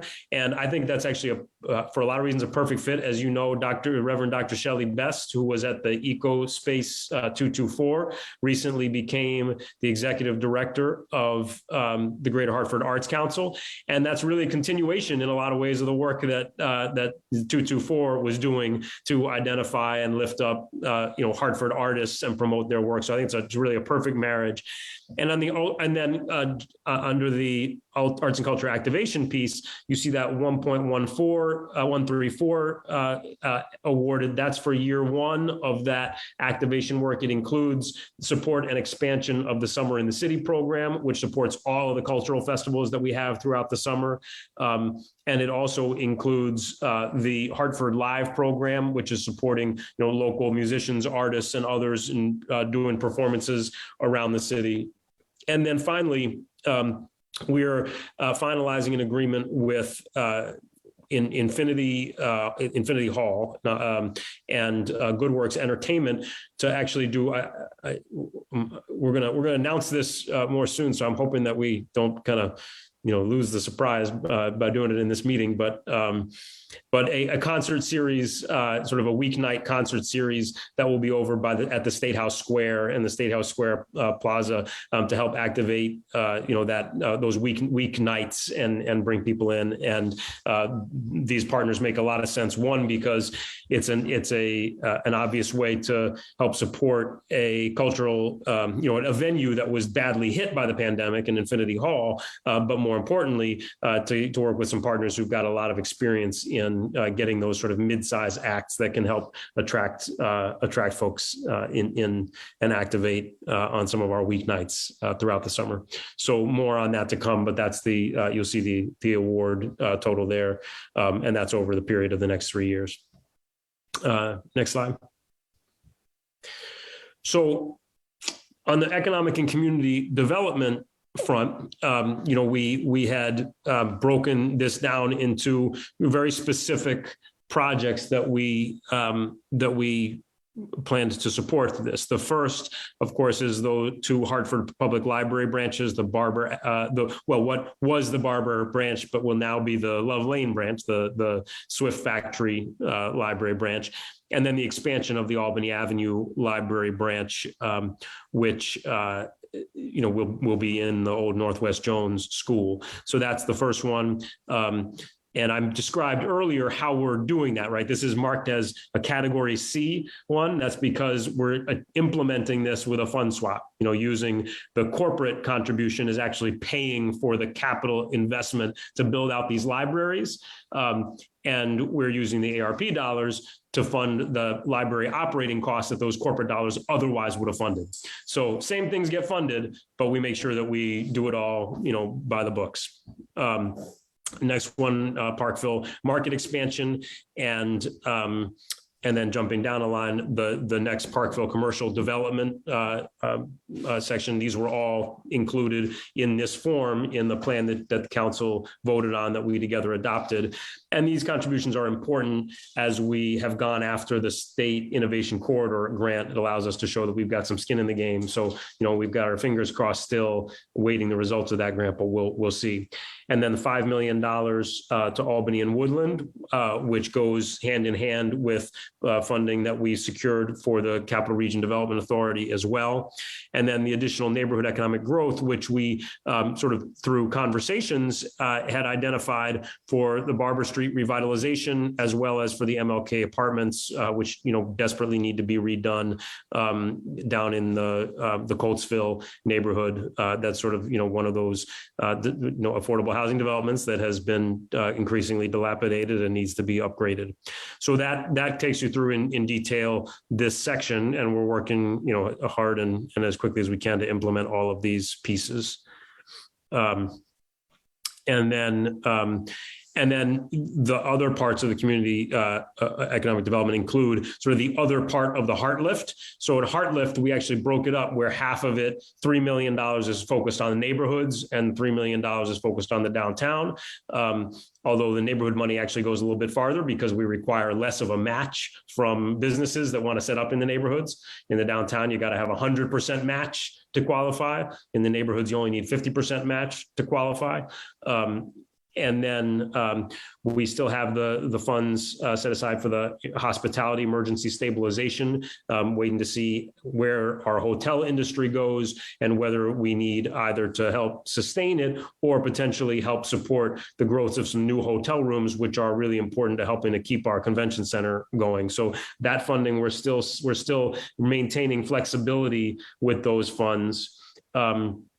And on the other two, we're still working on negotiating those agreements for supporting the Tourism and Visitors Bureau to attract business to the convention center, as well as the innovation ecosystem for organizations for launch. Hartford focused on building that innovation ecosystem.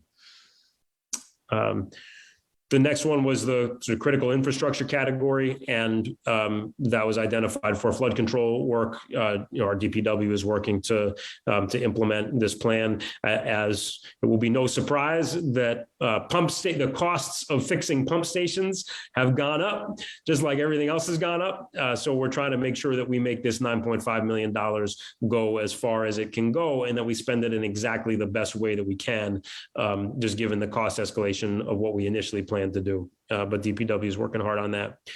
And then finally, I know it's a little bit confusing because we when we first adopted, we called this revenue replacement, but now a lot of things are revenue replacement. So you can kind of ignore the title and just look at the specific things. We set aside that funding for the housing inspectors for the residential licensing program as we build that up. And then under the engineering, construction management, and project management, we competitively bid an external engineering firm to support us with the implementation of our projects. One of the challenges we've got is that we have a lot of projects underway. We got a lot of work underway, and we all, I am as anxious and as frustrated to get things moving as fast as possible as anybody. I would wager more than anybody, but at least as much as anybody. And that's why, sorry about that, Chip. And that's why we've engaged AECom to. Is that a new council member? I'm sorry. He's a mayor's assistant. But he's a little, he doesn't know. He's only supposed to speak when spoken to, but we've engaged AECOM to provide that external support when it comes to both engineering and project management to increase the capacity of our team to get some of these projects done. And then lastly, that $3 million was the reserve for streetscape work. That was, as you remember, specifically set aside to close the gap on some of the projects that we're seeing cost escalations, like the Maple Avenue intersection work.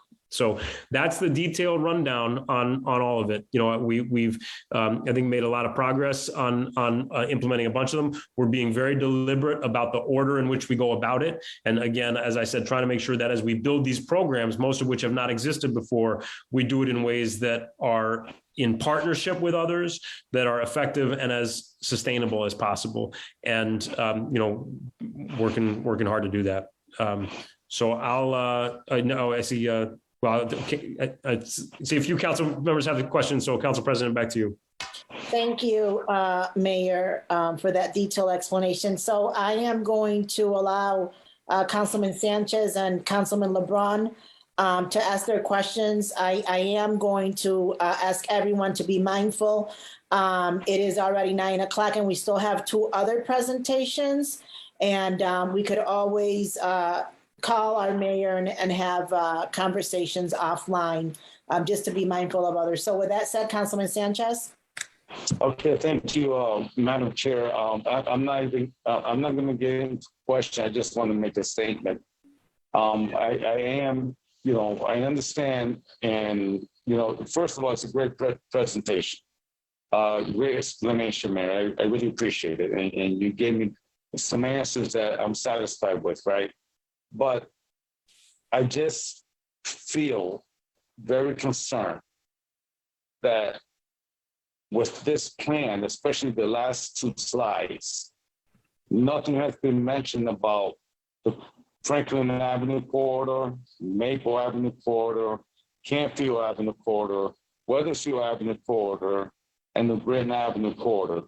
There's nothing there at all. From what I've heard and what I've seen on the slide, it's not addressing, again, the South End neighborhood. And by the way, as many people, you know, suggest that Park Street and Park goes to South End, absolutely not true. That's Central Hartford. That's the way I saw it. That's not the South End. So I would like to see a plan. Let me turn this thing off. So I would like to see or hear what are the plans for these corridors that just can't be set aside because the impression, again, I mentioned this earlier, the impression seems to be that the South End is doing fine. That's not the case. Yeah. We have, you know, as you know, Weathersfield Avenue is horrific when it comes to the summertime. Prostitution, drugs, no different from the South End. No different. It's equal to the South End. Franklin Avenue is the same thing. Maple Avenue, Broad Street. And then as far as the traffic going through the Britton Avenue corridor, it's horrific. It's just accidents after accidents. We had plenty of people, you know, I don't want to say the North and South because that's just not fair. But it's equal. It's equal across the board. And yet here in this plan, none of those avenues or corridors has been mentioned. So I would love to see or know and understand, is there a plan where we can address these issues in the South End, or are we being set aside for another, you know, budget? Sure. Yeah. No, I appreciate that point, Councilman. What I would say is, look, I think you raise really important questions and valid ones that we should talk about. I think that's a different scope than this conversation tonight about the ARP, again, because what we're doing really is implementing the plan that was collectively voted on, right? And now I do think that there are elements of what we walk through that that absolutely make a difference in the South End, as they will everywhere. I mean, I think that whether it is, let me be clear. I know that what you're referring to is the physical improvements. So I'm not in any way distracting from that. But obviously, our investments in youth, our investments in community safety, those are citywide, right? And those have an impact citywide. The other piece is the commercial corridor ambassador program is meant to strengthen all of those main commercial corridors, including those South End corridors that you mentioned, where the littering is as much a problem as it is elsewhere, and we're helping to keep those avenues, just looking clean day to day. Makes a difference to how they function and feel as business corridors. Similarly, although we have not yet gotten to the implementation phase of it, the funding that was specifically identified for facades, will be available to those South End avenues, and yet. You're absolutely right that this plan doesn't get to the infrastructure issues on those avenues, nor does it really get to the infrastructure issues elsewhere in the city. When it comes to major streetscape work or redesign or street safety issues, I think those are areas where we do have new opportunity because of the federal infrastructure investments that have been made to go after some big stuff. And you have to do it in the right steps, right? You have to do that. You described the planning work that's happening right now, looking at that New Britain, Avenue, White Street intersection, right? You've got to do that planning work so you can then submit for the applications, but that work's underway. But what I would say is, Councilman, I'd be glad to pull together a discussion, with DPW and with development services to talk about, all of the avenues that you mentioned, and work together on it. I appreciate that, but I just want to make sure that everyone knows this, that the entire corridor, all the corridors that I just mentioned, is completely absent to this plan. Thank you for your explanation, Mayor. Thank you, Councilman. Councilman LeBron? Yes, and I'll preface my questions to two things. Number one, Council President, I'll try to make sure I'm succinct, and thank you, Mayor, again, and so forth. I did want to mention on a lighter note that when Chip started barking, it caused Foster to start barking over here. So if you hear him barking, just know that it's Chip's fault. So the two major things, and I as the author of this resolution, the two major things, the first thing, I'll try to address it on both a macro and micro level, and not giving any preference to one or the other as more important. So on a macro level, in general, there is an overall concern, and I think you know this, and most of my colleagues, if not all of my colleagues know this, is that when it comes to grants, the relationship between the funder and the recipient of the grants, there's normally a trend where folks hold on to the money, and then at the last minute, you see spend downs. And so my fear is that, or the concern or general concern and concern from constituents reaching out to me, is that we won't fall into that trap where we're at the 11th hour trying to spend down money when we had opportunities throughout the grant to spend it down. So with that preface, the question that I have, how do you, in your opinion, Mayor and team, how are we in terms of the time allotted to the percentage spent, and are we on track to kind of be, so we're not doing this big, huge spend down at the end? No, it's a great question, Councilman. So I feel comfortable that that we will spend down in each of these categories, but we monitor it closely. I mean, we want we're not handing over 3 years worth of funding to any organization. So even where we've agreed upon 3-year plan, that money is going to come in annual installments. It's not going to come with a big chunk and we say see you at the end of the day. So that's part of our general grants management approach, and we're going to be very deliberate about that. The other thing I would say, which from we all, and myself included, feel a tremendous sense of urgency to make sure that these dollars are going to work as quickly as they can. Again, we want to make sure that we're building things in the right way and building things that work. The other piece I would say, though, is I do, from my conversations with a lot of other mayors and just look around the state and the country, I think we're ahead of a lot of places, in part because we work together so quickly to put that plan together. There's a lot of places that are still putting together their plan and figuring out, how do we, what categories do we even fund? And, because, we work together hand in hand to very quickly adopt a plan that we could then focus on implementing. I think we're quite a bit farther down the road than a lot of cities are. But we're going to be very focused on exactly what you say. I obviously have no interest in having any dollars unspent or any dollars that aren't doing the work they need to do.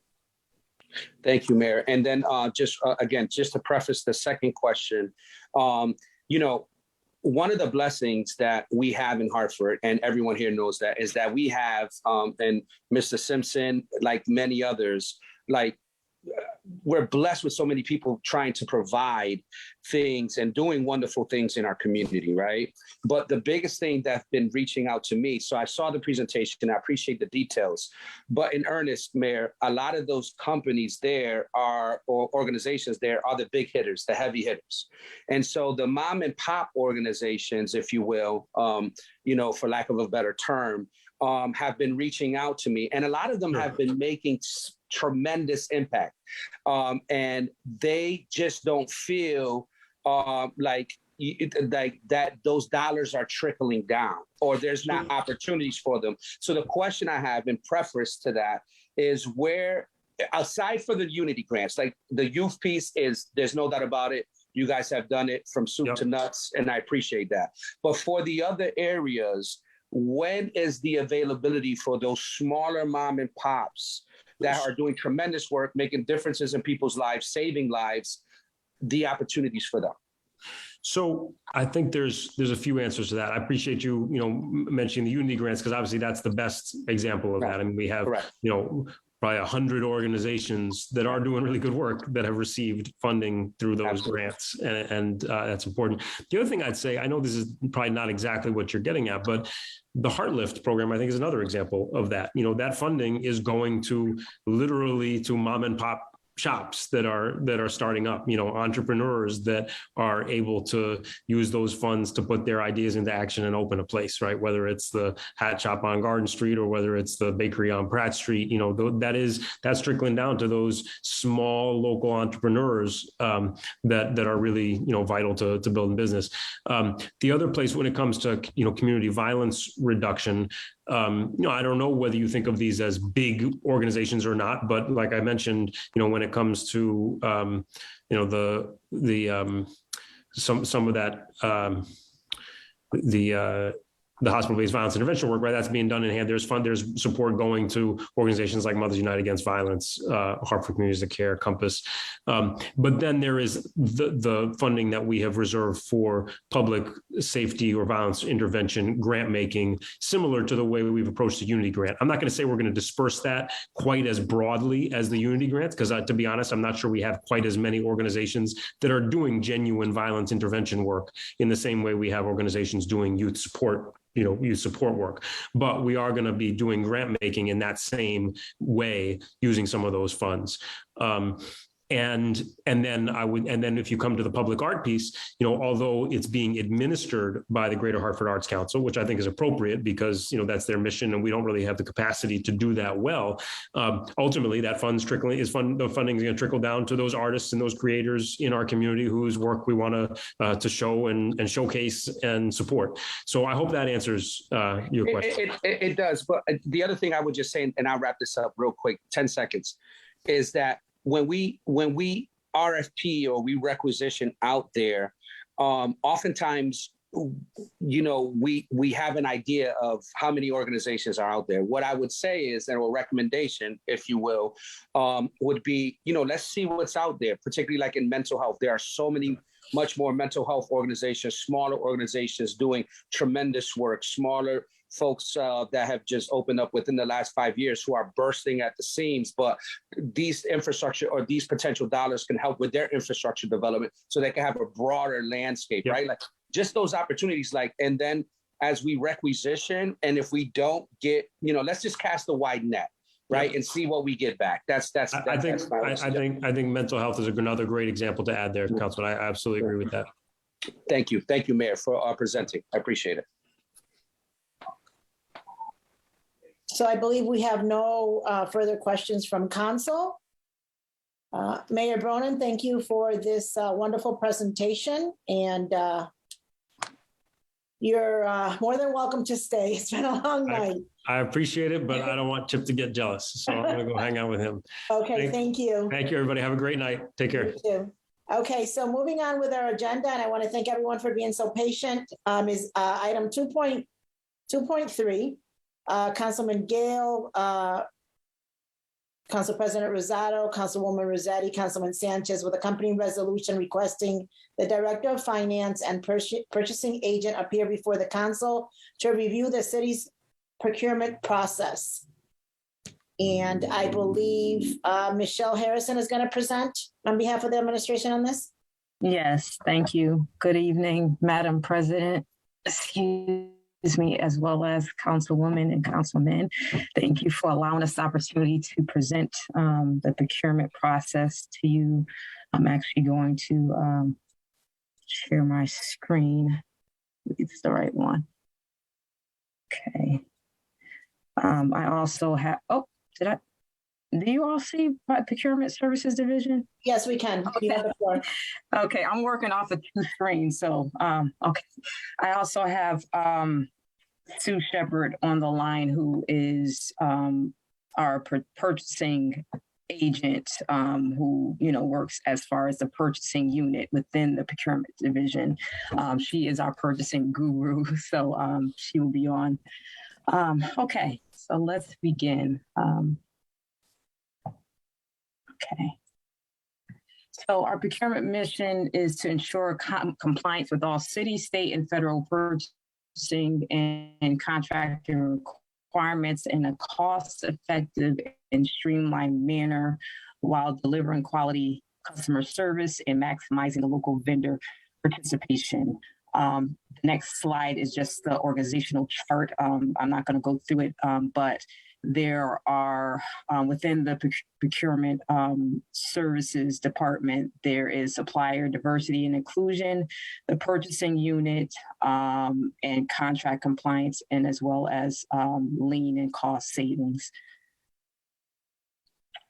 This is just basic procurement for those who don't know. I'm just going to go with procurement is composed of the sourcing, contracting, and purchasing activities necessary for the acquisitions of goods and services. For time's sake, I'm not going to go through the sourcing, contracting and purchasing. I also, am willing to send this to you all via email as well. Okay, so what does the city purchase? The requirements, contract types and exemptions, payment formats, requisition, and P cards. A few of the slides are a little detailed, so I'm not going to go over them, but I will basically let you know which ones will get skipped. So basically, procurement purchases commodities and general services, which can be maintenance, repair, operational services, custodial services, technology purchases, offices, supplies, education and curriculum, and those are really Board of Education. Construction services, there's a wealth of construction services, electrical, landscaping, plumbing, paving, welding, trucking, general contracting, on-call trades, professional services, which is architectural, engineering, construction management, accounting services, staffing, consultants, the types of solicitations. So the city of Hartford solicits through RFRs, which are basically the same as invitation to bid. Those are awarded solely based on the lowest price. Some examples are construction, miscellaneous services, request for proposal. Those are based on qualifications and also selective criteria, quality, experience, proximity, and those through a selection committee are voted on. But let me say, I can't think of the word. But basically, Evaluated. Thank you. Thank you. Evaluated. And it's not, these services are not awarded solely based on price, although the price can be part of the evaluation process. The formal selection committee is used for the RFPs with a department representative and a minimum of 3 participants. Those are usually professional services and consultants. We also do RFIs, which are requests for information. Those are solicitations, a solicitation document used for market research to obtain basic information from suppliers about their products and services and capabilities. That's usually when we're trying to maybe at the brainstorming stage of what we're actually looking for.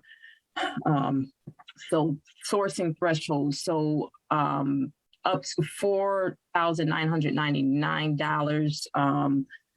We just get a quote and we attach it to the requisition. We don't, basically we don't have them to get multiple quotes. That's below the threshold. So we allow the one quote.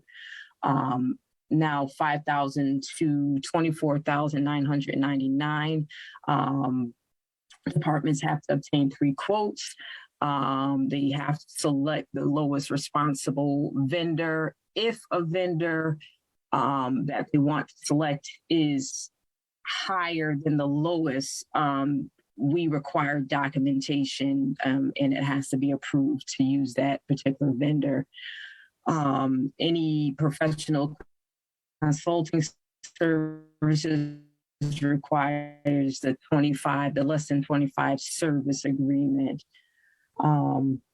25,000 and greater, vendors must go, departments must go through the open competitive solicitation that is required. Sorry, my internet connection is unstable apparently.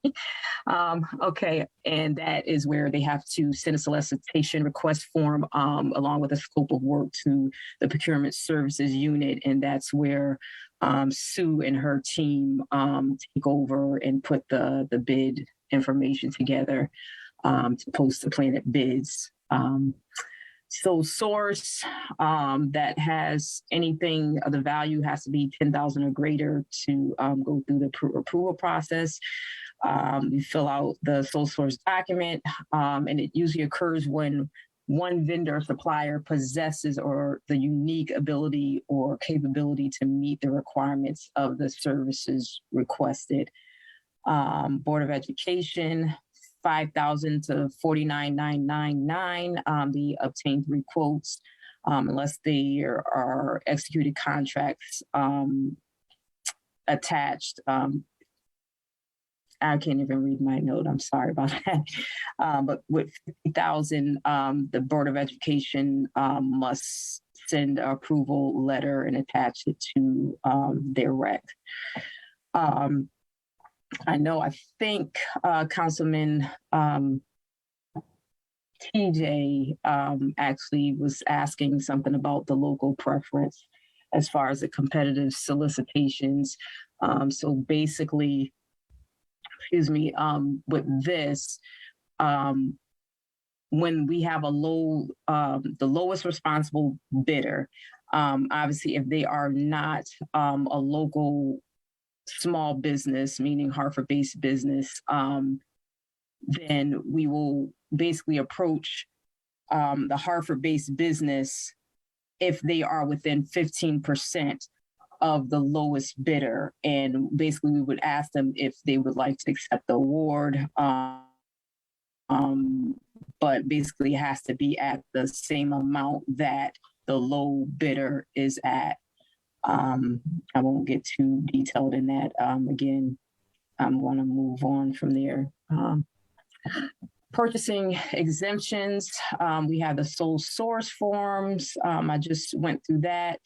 We have the single source forms that is similar to the sole source forms, except it doesn't have to be just the one vendor in the world, but with the single source form, a procurement decision whereby purchases are directed to one source because of standardization, warranty, or other factors, even though other competitive sources may be available. We also do waiver of competitive requirements, in extraordinary conditions.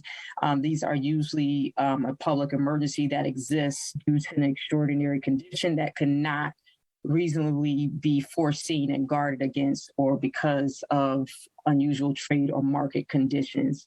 Of course, we also have emergency purchases.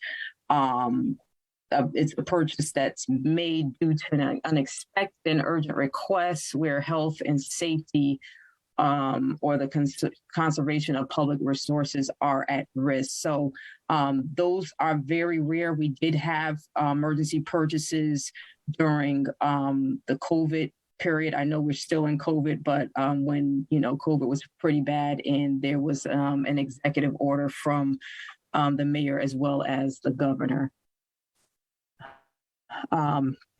Purchasing contracting terms, I'm going to just breeze through that a little bit. Professional and consulting services are usually the 1 year with the option to extend 3 1-year terms. Same thing for miscellaneous commodities.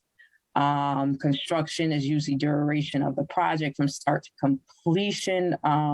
Those usually go through council, as well as any contract that goes beyond the 1 year has to go through the council resolution and get approved in order to have more than the 1 year contract. And all contracts are signed by the mayor. Michelle, let me pause here for a minute. Yes, ma'am. Do we have any questions so far from our council members? Yes, I do. Councilman Sanchez, go ahead. Yes, thank you. And through you, Madam Chair, and Michelle, thank you for your presentation. So right now, I have 2 quick questions. How many positions do you have in the department? Councilman Sanchez, you're breaking up. How many vacancies?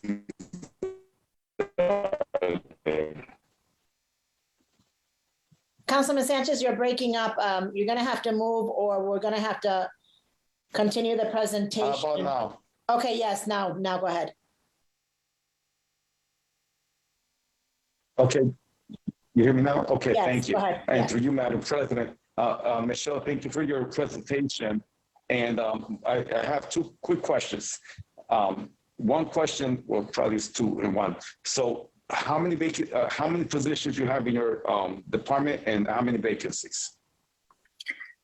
There's about 9 positions, and out of those 9, there are 3 vacancies.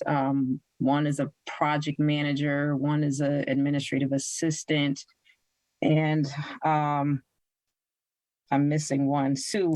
Two project managers. Yes, 2 project managers. And administrative assistants. Yes. Okay, and now this is a statement question kind of. So my understanding when it came to the school redevelop, renovations, right? We had a developer that came in. I'm not going to mention names, and apparently he brought his folks from New Haven, qualify them here in Hartford, and instead of hiring our developers and contract here in the city, he made sure that they qualify and register them in the city, and hired them. So now, being that we don't have a compliance officer, which I believe was Eloy Toppins, correct? He was a compliance at the time. We want to that can balance what compliance should be. Can you share if that's true or not? I don't know that to be true. That is something I would have to investigate. However, we do. So basically, we do have a contract compliance project manager. We actually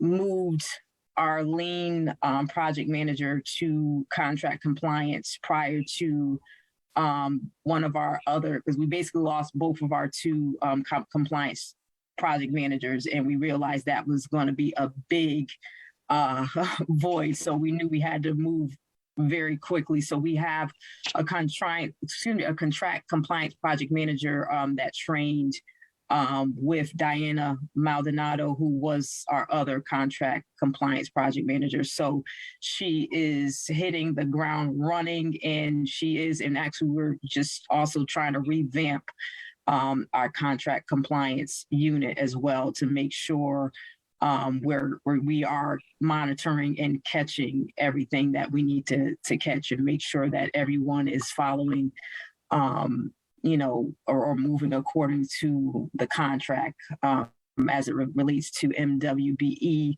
requirements and Hartford residency goals and all of that.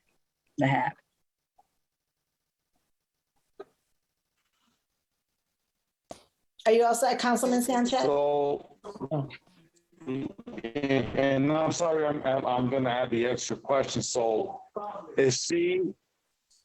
I'm sorry. Excuse me, Madam Chair. Yes. Go ahead. Hello? Okay. Yes, go ahead. So how are we assuring that our local contracting developers are being awarded the jobs that's required by our ordinance?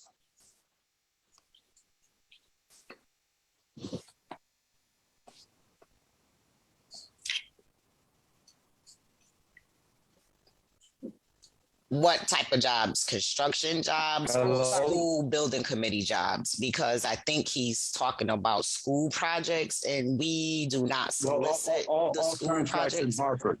So we do have a 15% local preference, which bids are awarded based on lowest bidder if they're within 15%. All capital improvement projects have to subcontract 15% to a City of Hartford certified minority or woman-owned business, but developers sometimes do not go through a pricing competition. Developers get hired a lot of times through development services, and it's not a centralized purchasing for developers. So how do we assure that our local contractors and developers receive this opportunity? If it's already in the ordinance, I mean, I understand it goes through the development services, but you are the check and balance, if I understand it right, your procurement, right? So, and that's what Lloyd Toppins was assigned or his task to do. Yes, that is correct, Councilman Sanchez. However, development services is a little bit different, similar to the schools. They're exempt from the procurement practices. Right. So basically, because they go off of community benefit agreements, there's tax fixing agreements or tax abatement agreements. So it's a little different. So basically, our job in procurement is to just basically monitor at that point once development services comes into agreement with the developer. again, whether it's through a community benefits agreement or what have you. And then we make sure that, again, we are monitoring the contract based off of MWBEs and Hartford-based the HAP. Yeah, Hartford residency, Yes. Hartford trade workers, minority trade workers, female trade workers, as well as the assisted project HAP agreement. So some of their guidelines is a little bit different than a formal procurement guideline. And thank you for that. I do understand. But my question is that procurement is responsible for compliance. Procurement is responsible for making sure that development services comply to the ordinance of the 15% to assure that our minority contractors, Black and brown, Puerto Rican or whatever, in the city of Hartford, are not shortchanged from that opportunity. So now that we don't have Eloy Toppins,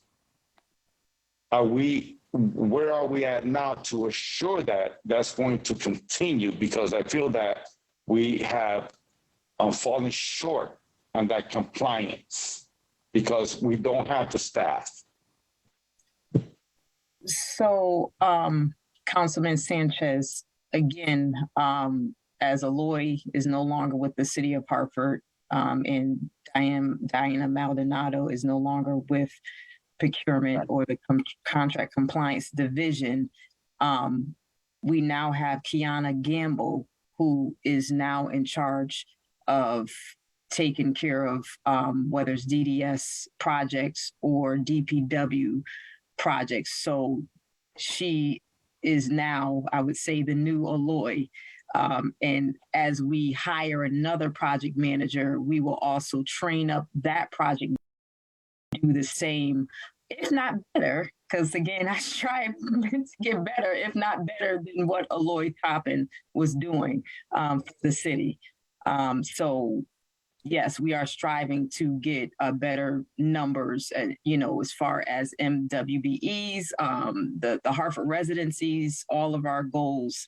Again, that's what, as I, shared with you before, I actually am revamping the contract compliance and retraining so that everyone is catching everything. Okay, so Okay, I suggest for timekeeping, Councilman Sanchez, that we call for an offline meeting with the procurement department for further questions.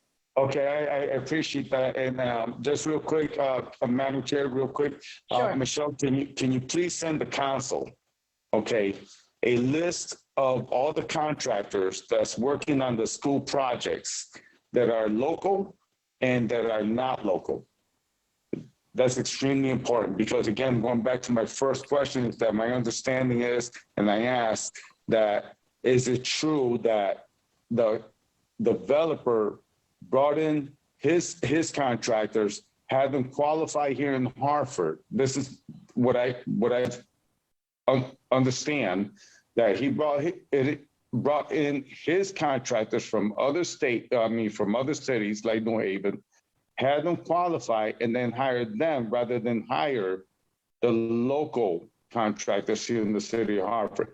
Can you give me a list of all the contractors and where they came from? I appreciate that. Please send it to all council. Thank you. Thank you. No Thank problem. Thank you. Councilman Clark? Thank you, Madam Chair. Clark, sure. Through you, Michelle and Susan, thank you for your presentation and explanation.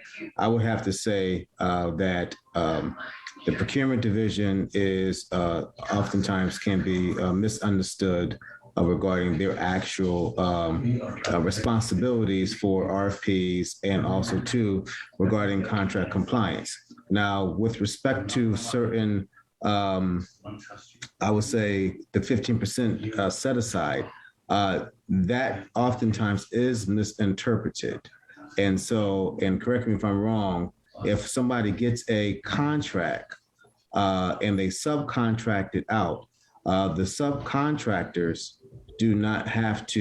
are not subject to that 15%. That's up to the contractor on who he wants to hire, as long as he's actually meeting these specific guidelines by the city of Hartford.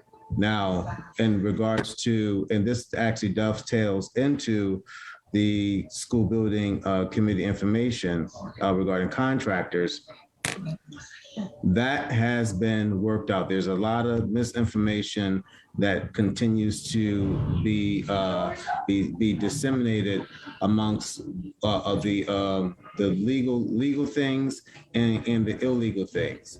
And so I really would like to know what contractor that this was that brought all these people in from New Haven, because as it has stood before the building committee, that everybody has been in compliance, because there is a monthly report that's provided to the building committee, and where it states as to the compliance levels, percentage for minority businesses, Hartford-based businesses, and Hartford residents who are working on these school projects, because there is an EEO provision that in component to that's reported out on a monthly basis.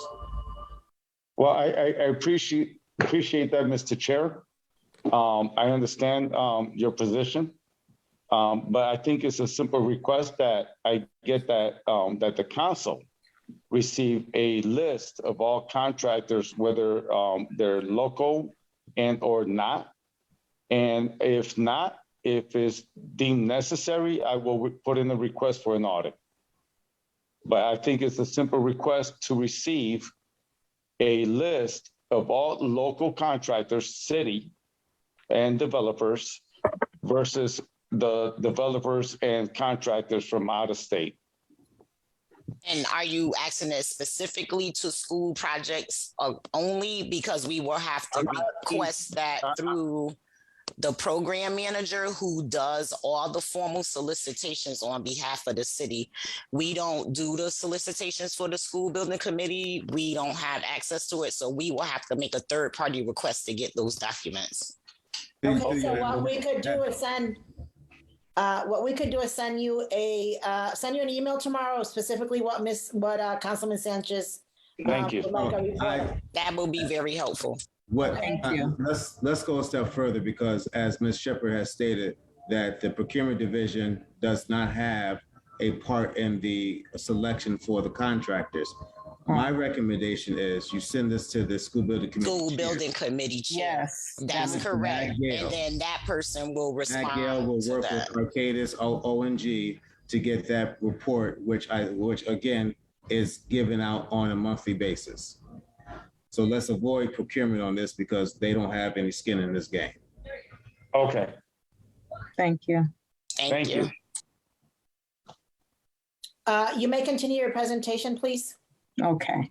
So I'm actually going to skip some of these payment types, but the payment types are check, P cards, wire transfers. That's very rare, but we do wire transfers if we have to.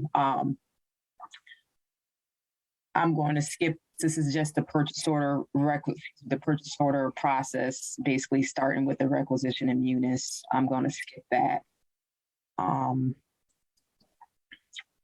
That is all the requirements for the requisitions. Again, this is just very detailed information, the P card process. Okay. So the supplier diversity, what is supplier diversity? What's the eligibility requirements and the benefits? I'm sorry, did you just skip the P cards? Yes, I'm sorry. I can go back. Okay. And this is a presentation. We don't want you to skip any slides. Okay, no problem. So the P card process and requirements. So basically, you have to fill out the Bank of America application and P card authorization form. The approval, the forms must be authorized by the chief operating officer and the department head. And as far as contacting, you have to contact procurement to obtain the rules of obtaining a card, including using the card policy for local and traveling use. And that's actually something that Sue is actually in charge of, and she usually sends out those rules as it relates to the P card use. In the process, anytime that a person or individual is approved for a P card. The P card program roles for procurement. Any new card requests, lost or stolen cards, replacement cards, disputed transactions, credit limits, questions that goes to procurement. The finance and systems that is used for the P card is Munis. The finance department handles any account coding, the audits, and the budget as it relates to the P card purchases. And as far as the P card program contacts for procurement, that's Sue Shepherd. The finance systems is basically relating to Munis, Ellen McCreary, who's in the finance department. The finance piece of it is Leanne Rawls. And if it's BOE, it's the finance department.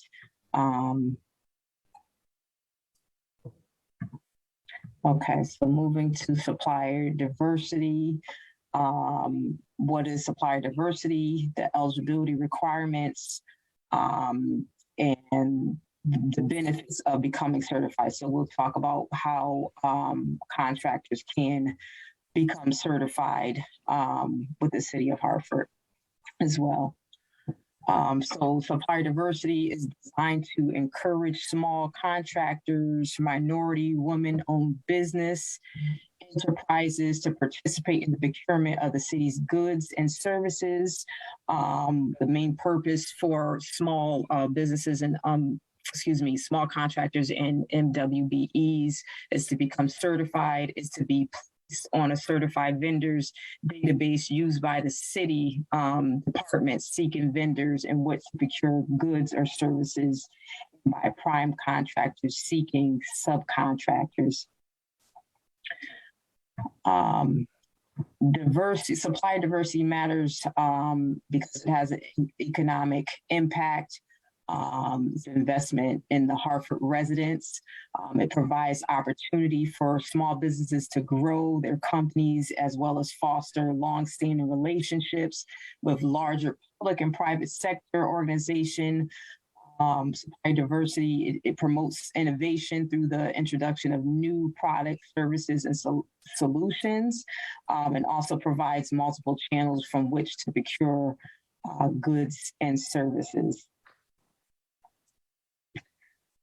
So the eligibility requirements for small contractors, businesses must have been established for at least 1 year in the state of Connecticut.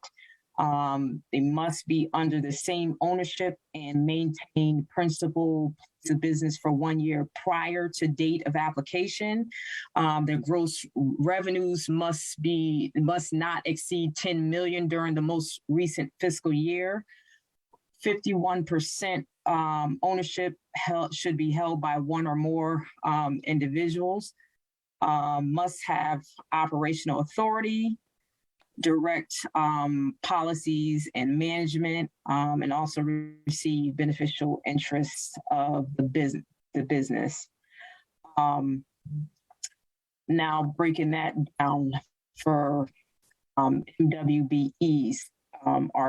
Are indeed small contractors with at least 51% ownership by one or more minority, operational authority, the direct and management, receive beneficial interests of the business. And just to define a minority, it can be American Indian, Asian, Black, Hispanic, Iberian, someone from Iberian Peninsula, women, or individual with a disability as defined by state of Connecticut, CGS 4A50G as amended by Public Act 07-04. some of the benefits of becoming certified. It's an invaluable free marketing tool.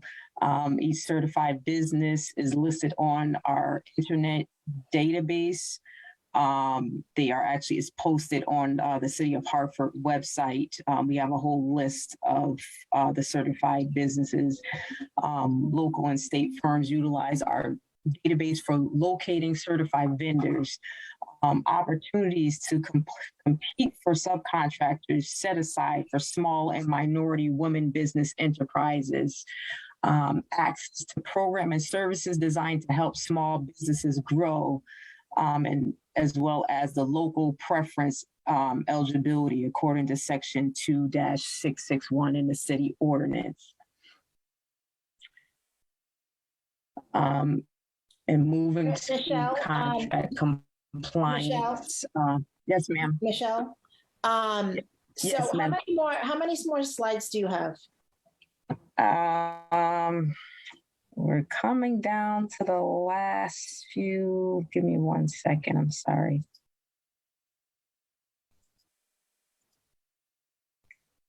There is probably about, and they're all in relations to the contract compliance. Okay, so I'm going to stop for a minute. I'm going to have Councilman Gale ask you some questions that he has. Okay. I'm just trying to keep, time at our best essence because it is 9:45 already. Councilman Gale, you have the floor. Thank you, Madam Chair.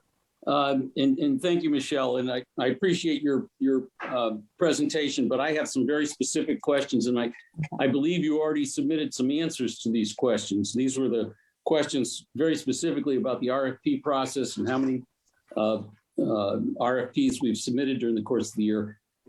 So I'd like to just dive down into that a little bit because I'm not sure I understand all of your answers. In the first question that was asked about RFPs, you said that in the fiscal year 2021, the city issued 40 RFPs. Do I have that correct? Yes, sorry, I'm actually just looking for my document. Oh, take a minute and get it. Because I have it. I'm looking at it. Sorry. $2021.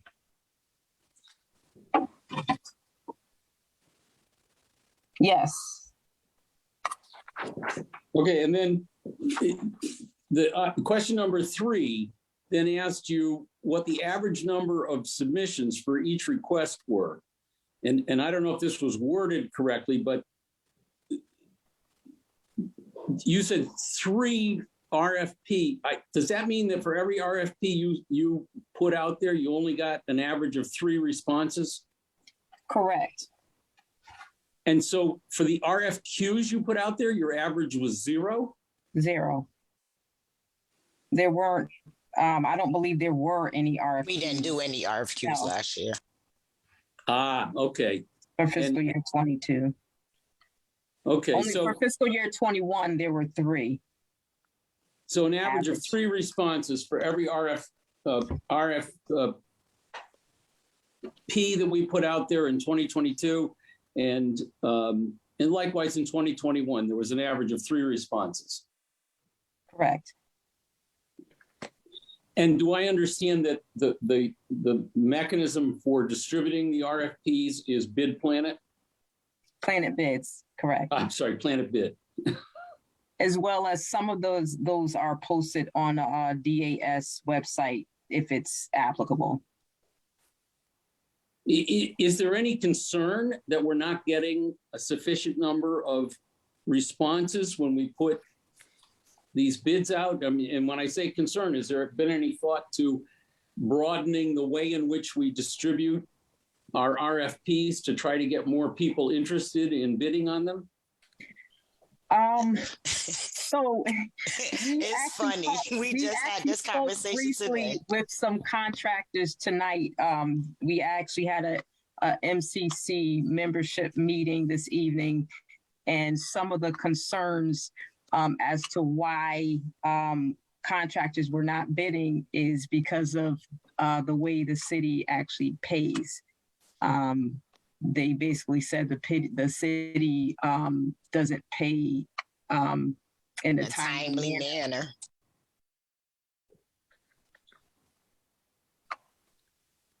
But again, that may not be the only reason why we're not getting the bids. So we definitely will look into it. Maybe a lot of RFPs are program specific too. So a lot of them are health grants and service grants and different types of grants. So when you're talking RFPs, we can have an RFP for on-call architects that you can get 16 to 17 responses. But when you have certain services that's, set to a certain platform, it's not going to have a huge market to respond to. So it all depends on the scope of work that we're soliciting to. So, I mean, my concern, obviously, and I think it's your concern as well, is that we get competitive bids so that we know we're really getting, a good price. The next question that was asked said, for how many requests was there only one submission? And the answer said that you had one submission for a total of 40 requests. Now, I'm not sure how to read that. Does that mean for 40 of your requests to bid, you only had one bidder submitting a response? Yeah, that's what our report showed it in Planet Bids. So this wasn't, so in 40 sounds like that's most of our RFPs. 40. I think out of the 40, we only had one that had one response. Oh, okay. Well, out of the 40, it was one that had one response. Okay, all right. That's very different then. So because otherwise it seems like we're not getting anything competitive at all. Okay, and have you considered, or are you planning to consider other ways to perhaps? Or have you compared with other municipalities, what they do, to see if we're in line with what other towns are doing, or if there's other ways of getting the word out that the city's looking for goods and services? So we haven't yet, Councilman Gill, but we do have a close relationship with quite a few cities and towns. So definitely will be willing to look into that. And I think if we start budgeting and doing newspaper ads like we used to do before our budgets were cut, because a lot of times without a good advertising tool, we don't, people don't know the word is out there. So maybe if budgets can be including to do newspaper ads, it probably will help increase the responses. So, if I may, not to go around you, Michelle, but it sounds like Sue has a considerable amount of experience. Yes, she's the purchasing guru, as I introduced her. That's her specialty. If I may ask the guru a question, then. Sure. Sue, did you find that when we advertised, we actually got a lot more response to requests for bids? I think so. I mean, I've been working in purchasing for over 20 years. And when we used to put advertisements in the newspaper, I think that it did give a more volume in the responses, because our only advertising tool right now are electronic platforms. So it will be helpful to get the word out. And so last question, if I may, Madam Chair. Sure. Michelle, I know we talked about this last night when you showed us that spreadsheet, and you showed us where there was the request for proposals or request for bids, whichever it was, that had a number. And I asked you if you could link that number to the actual request. And I believe you indicated that you could make that a hyperlink. And what I would be interested in as a council member is having, when you're putting this on Planet Bid, or Bid Planet rather, when you're putting this on Bid Planet, that council gets the hyperlinks at that time. So we could help you by doing our own distribution of these requests to our own distribution lists or social media or whatever, effectively doing what Sue mentioned earlier, getting more distribution by having it in the newspaper. Part of today's newspaper is the social media. So is it possible that you could have these when requests for bids are going to be put onto Bid Planet, they could also be sent to council at that time? I don't see why not. Sue, you post the bids on Planet Bids. Do you see that as being a problem when you, Tara, and Chea post them? We can possibly send the invitations to redirect them back to Planet Biz, because the only way the respondents can respond is if they register on Planet Biz, because there's an electronic response. So we can send them the invitations to respond versus the whole bid package. Right. Okay. One page. Or you can get back to me offline as to how we could. Yeah, we could work that out. Sounds good. Yeah. Sounds like a plan. Thank you very much. Thank you, Madam Chair. Thank you, Councilman Gale. Are there any other questions from my council colleagues? Okay, Michelle. Let's see if we can wrap this up in the next 5 minutes. Okay. But I know you said yesterday that you were new and you're doing an excellent job. Yes, Michelle. Great job. We appreciate you very much. There's a lot of knowledge that we've been waiting for a long time. Right. Unfortunately, you're stuck with it, but hey, you're doing a great job. So continue. Thank you, Madam President. So going into the contract compliance portion of this, and I believe this is what is closing the rest of the presentation.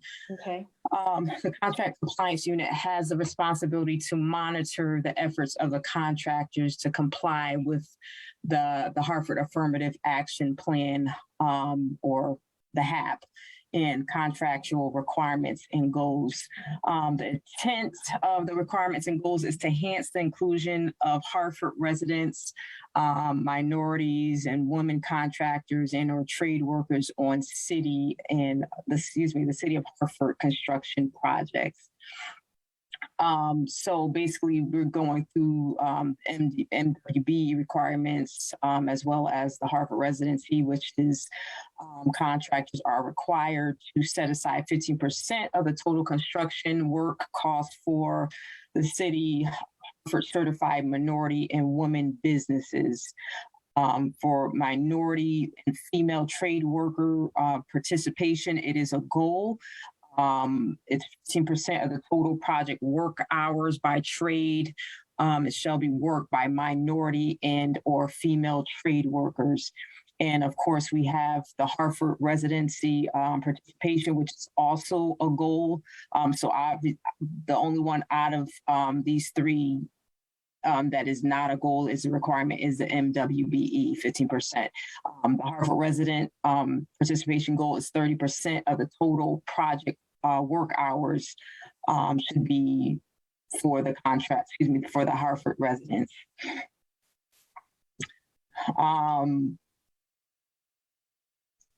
So basically, us in the procurement department contract compliance unit, we monitor these goals. So every once in a while, the contractor may not achieve maybe the Hartford residency. So basically, we ask them to make a good faith effort. That good faith effort defined by the municipal code means every reasonable attempt to comply with the provisions of the article in accordance with the policy of federal and state law, as well as the regulation and policies of the Procurement Services Unit, including but not limited to the affirmative steps required of all contractors, that every possible measure to achieve the level and participation of minority and female or women workers and trainees, professionals, non-professionals, established by HAP has, in the opinion of the Procurement Services Unit, has been taken.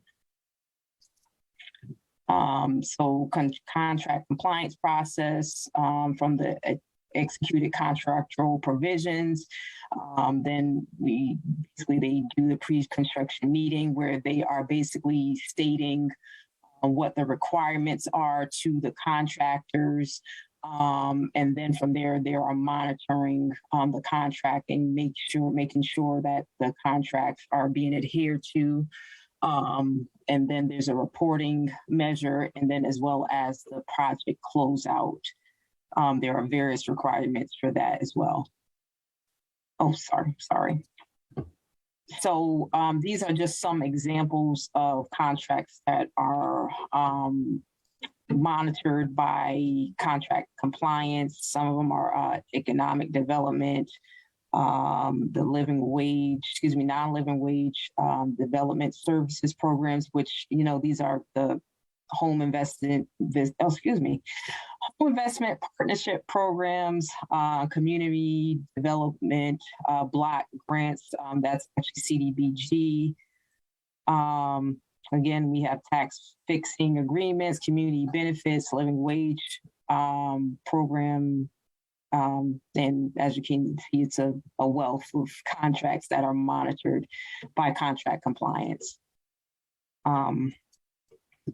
Monitoring methods, and I think I'm almost down to the last.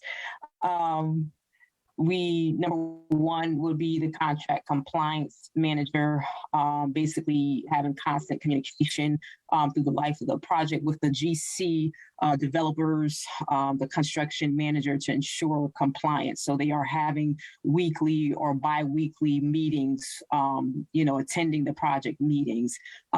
Basically, if someone's falling short in MWBE requirements or the Hartford residency goals, that, we are, making sure we're letting them know and constantly letting them know what area they need to come up in.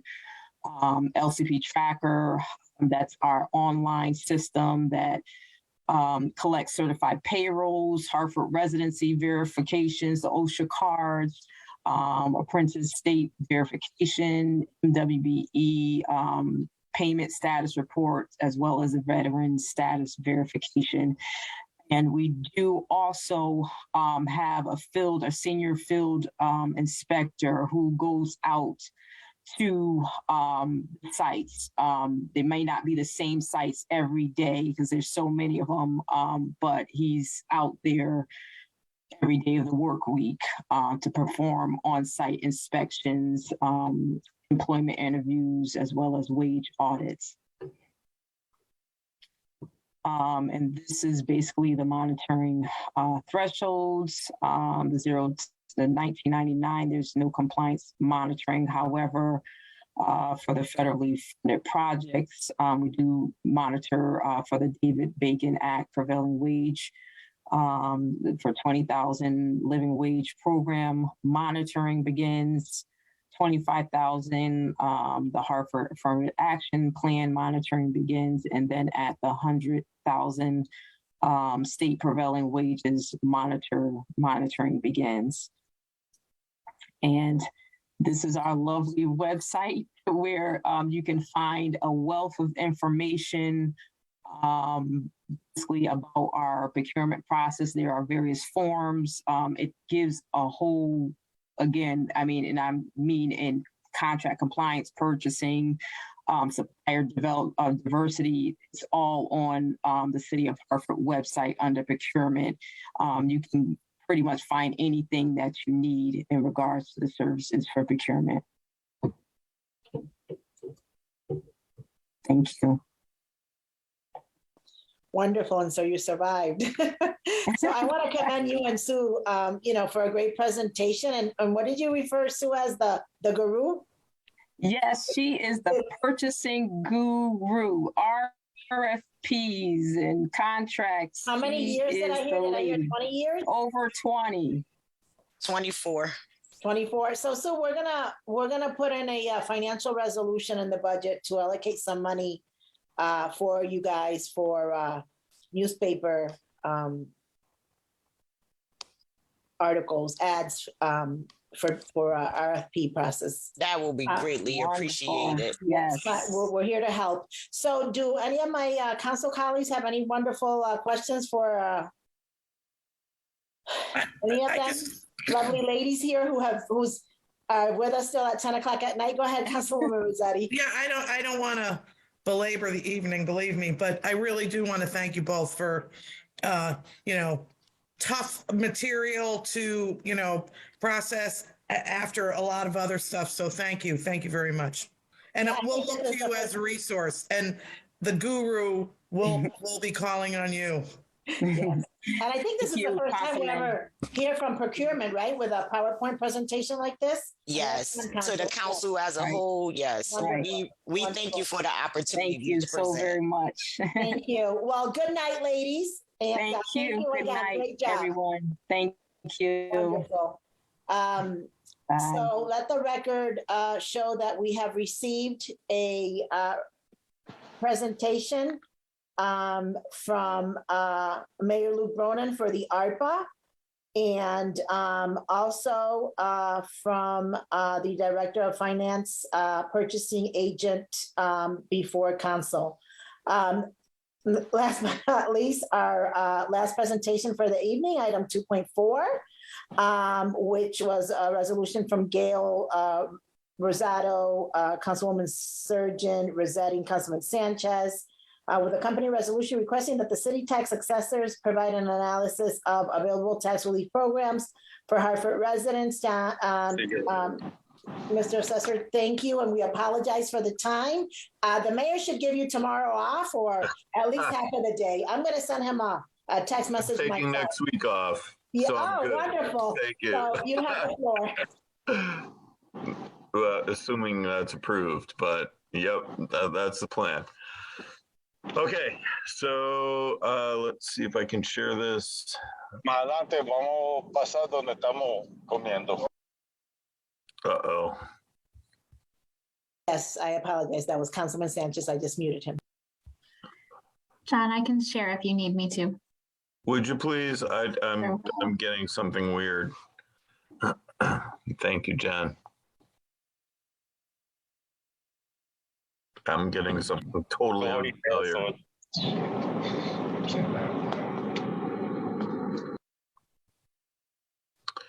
Okay, so I think we're talking about various tax relief measures that are in place or available to us under existing state statute. So the first one, there's a state required elderly tax credit. It's Connecticut General Statute, Section 12170AA. Calls for this. It is available to homeowners that are 65 years or older by December 31st of the year that they're applying. Actually, the year following they're applying. And anybody who's permanently disabled receiving disability payments from Social Security. It's a sliding scale benefits range. It's income based. So for the highest income level under the state program, the minimum you can get if you qualify at all is $150. The maximum is $1,250. This year's income limits, Jen's screen says 38.1 to 46.4. That's the very top of the range. The lowest for an unmarried person is, I think it's 19,100. So if you are an unmarried person, 65 years or older, or disabled, according to Social Security, you'd be eligible for $1,250 off of your annual tax bill. It's a 2-year application between February and May 15th each year. If you miss the application deadline, you can apply for an extension to the Office of Policy Management. That needs to be done by August 15th. And they're fairly accommodating. It requires a doctor's note. I mean, there has to be a reason that you missed it. The last year's cost to the city for this program was about $408,000. And there were 615 participants that received it last year. This year, so the application period ended last Friday, May 13th.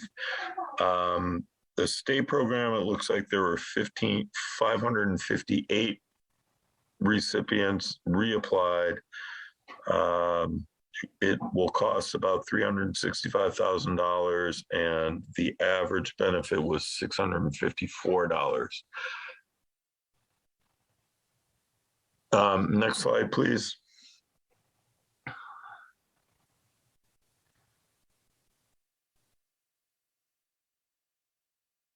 Jen?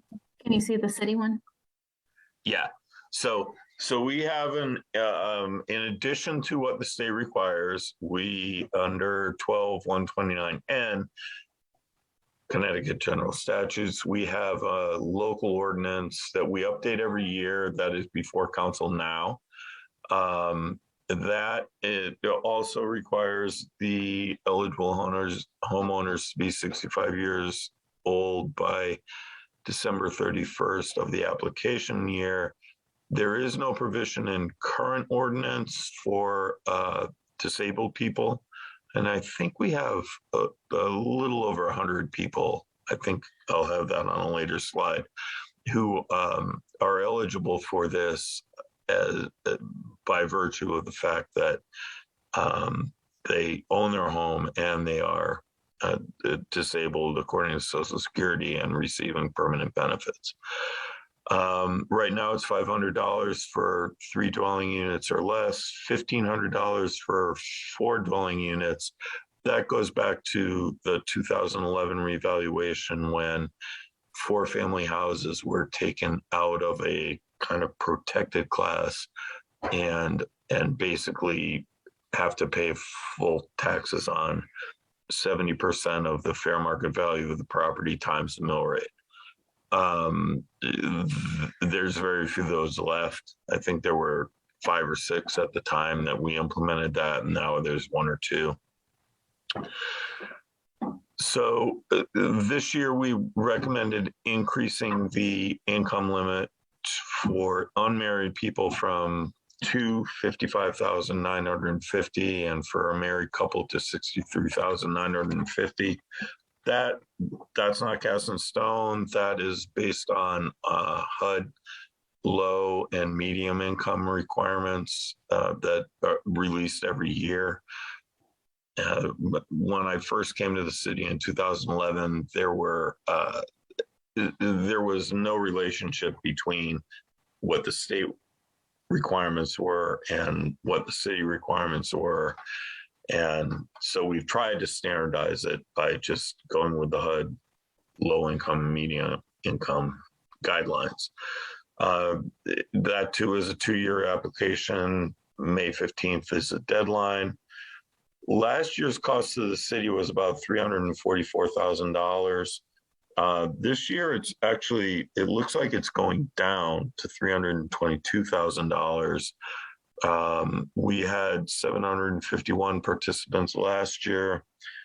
This year, although I thought that it would probably go up given some efforts that I knew about outreach and that we'd done ourselves, but it actually looks to have dropped.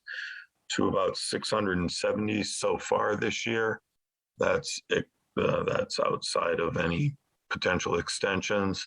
I think the reason for that is, and I don't know, but I think the reason is probably that the governor's executive orders throughout the pandemic has basically suspended the application process for 2 years. And so I think there may be some people out there that have missed it. I don't know that. I think some have probably, unfortunately, died or moved because, you know, many of these people have been receiving these credits for many, many years. So that one's pending before council now. Next slide, please, Jen. So in current law, required of the city, 128155 is the statutory reference. Permanently disabled people are eligible for $1,000 tax,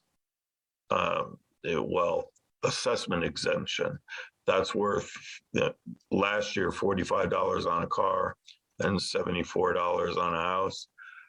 This coming year, that's going down to $32.46 for a house, for a car rather. And if the mill rate stays at what the mayor recommended, $68.95 for a house.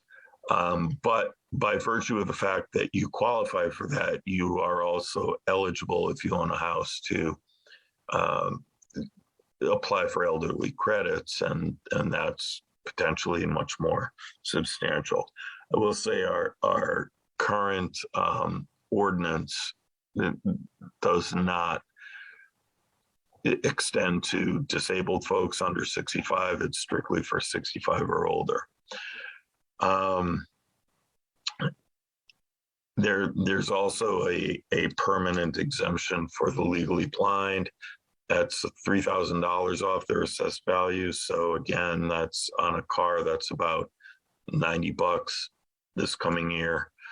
That one is a one and done application, and it's minimal cost to the city. Right now, there's only 20 people receiving blind exemptions and 120 people receiving disability exemptions. The total cost is about $11,000 each, or combined rather. Next slide, please. Veterans exemptions is complicated. There are the basic veterans exemption, and that is for somebody who served 90 days in a time of war. And really throughout since World War II, there's only a very couple of brief periods where we were not in a time of war. But the basic exemption for somebody who served in a time of war and is honorably discharged, it's a $4,500 assessment exemption. To qualify, you have to file your discharge papers in the clerk's office before October 1 of the year that you become eligible. There are a lot of additional benefits possible depending on, first and foremost, people with a VA disability rating can receive significantly greater benefits. And then people who have lost arms or other limbs or family members can receive more. Right now, the disabled, and additionally, there are benefits that are available to people that meet the low income requirements of the elderly credit requirements. Right now, disabled veterans with no income requirements, no restrictions at all, depending on their level of disability or their percentage of disability from the VA. Their minimum exemptions are $6,750 to $13,500 if they fall within the low income requirements of the elderly credit statute, are up to $27,000. And that, for a veteran living in a condominium, that can take care of almost all of their taxes. This year's cost to the city would be $240,000, $241,000. That's at a mill rate of 68.95. And on the 2021 grand list, there are about 660 veterans receiving benefits. Next slide, please. So there are a variety of other exemptions, and I tried to limit this to like individual taxpayer exemptions as opposed to business manufacturers, for instance. But so the City Ordinance 3220 allows us to exempt all taxes for any vehicle that has been modified to accommodate a handicapped person. That is a one and done application. It is for vehicle specific and of course taxpayer specific. It's a one-time application where they have to basically they have to show us what modifications were made, what the costs were, and sometimes those costs are quite substantial, and that car is complete, or van or truck or whatever is completely exempt. There's not a lot of those. There were 12 last year, cost $3,800 in city taxes. There's no real deadline. So basically, if you get it in before the grand list is signed, we award that. There's other exemption is for active duty military members. In Connecticut, if you are a Connecticut resident and are a member of the active duty, whether that's the Guard, the Reserves, IRR, or you're deployed somewhere, you're entitled to one car, completely exempt. The deadline, there's an application for that. That is due by December 31st of the year the tax is due. So if, this coming July 2022, anybody who comes in before December 31st of 2022 can get that bill eliminated, at least for one car. Next slide, please. So here's the part I had problems with. Other allowable options. There are a ton of potential exemptions or abatements in state statute. They're found within 1281, Connecticut General Statutes 1281. That's the basic exemption statute, and there's 78 or so things in there that are the very specific exemptions, some of which are local options. Following that, there's a long list, 81A to 81PP or something like that, where there are a bunch of municipal options, some very specific. And there are also a handful of them in the tax collector's statutes in Chapter 204. So I don't know what you're looking to consider. Many of these things are very specific, like you can eliminate the taxes on an amusement theme park under 1281P. you can double the disability exemption of $1,000. That's worth next year $32.46 on a car, or $68.95 if that's the middle rate we land on a house. The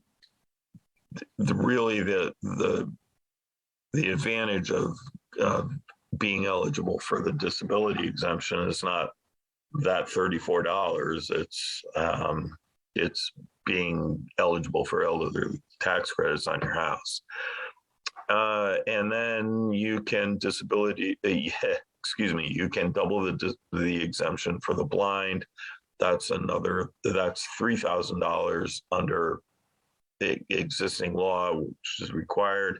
You can make that $6,000. That would be worth $180 on a car. And believe it or not, there are blind people that have registered cars. And it's worth twice that on a house.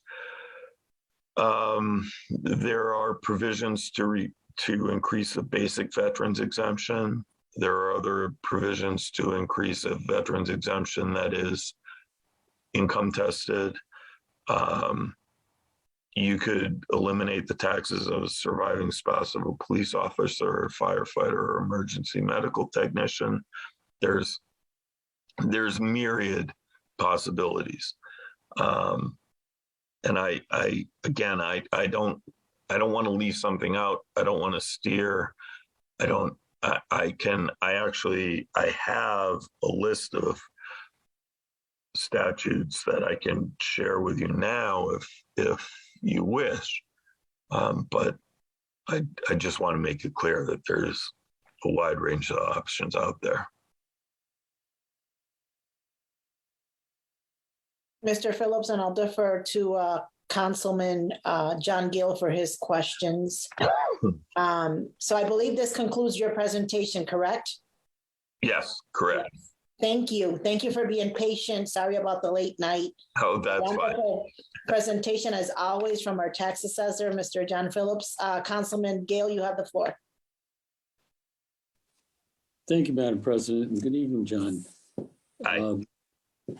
So I want to go back to the three biggies that you, and I'm looking at, you very kindly sent us a spreadsheet. So I'm looking at your spreadsheet and you just went over them. But on two of them, you indicated that where the city is reimbursed by the state.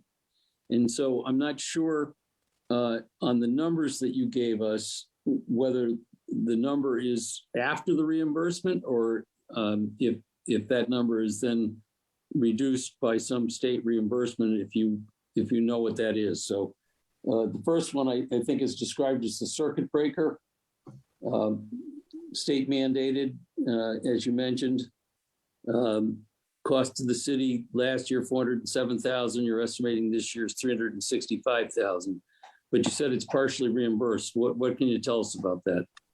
So that one, so there are a number of state requirements or state exemption requirements that we are reimbursed for, at least partially. That one, I think, was one we were reimbursed for historically entirely. I'm not sure that is true in current years. And frankly, that's why I said partially, because I think that may have been prorated or even eliminated in very recent years. But it historically, that particular one has been reimbursed. So likewise, the veterans exemption, which you indicated was about $270,000 cost to the city last year, and you're anticipating $240,000 cost this year. You indicated that one's partially reimbursed. Is that in the same boat? Sort of. So that one, the way the law is written, there is a piece of it, the greater piece of it, where we are not reimbursed at all. And then there is a piece of it, the smaller piece of it, where we are reimbursed. And that one, I think that is, at this point, in terms of what statutes call for, we are fully reimbursed for that one. It's not a lot of money. But the veterans that qualify for what we call additional veterans exemptions, and that is income tested veterans exemption, that is reimbursed. And we don't have a lot of them. So it's not a significant amount of money. All right. And so it may, and I think we sort of had these same questions, I guess it was last night. Seems like a long time ago now. But maybe Jen can weigh in. I asked the question last night. It was a long time ago. In our budget book, there's a line item that indicates that on the revenue side, we're anticipating a cost of our various tax credits at $400,000. And I guess my question is that $400,000 include all three of these different buckets that you've mentioned here? Don, do you want to take that, or do you want? I don't know about the elderly, Councilman and Jen. I think that bucket does not include the veterans. That I'm pretty certain of. That is true. There are a couple line items outside of the exemptions that you're looking at in the book. I don't know that I can describe this at 10:30 at night. I'm sure I can do it tomorrow morning in an email much more concisely. We definitely have revenue lines that are in the budget that are outside of kind of the property tax buckets. As far as the exemptions, I can dig into that and get you a really concise answer tomorrow if that's helpful. It is, and just to follow up on where we left it last night, I think I asked the question. I don't know if you have an answer tonight. If we were to take the $500 elderly tax credit, which costs the city, you're anticipating $322,000 this year, which is in that $400,000 line item, which for this year is budgeted at $700,000.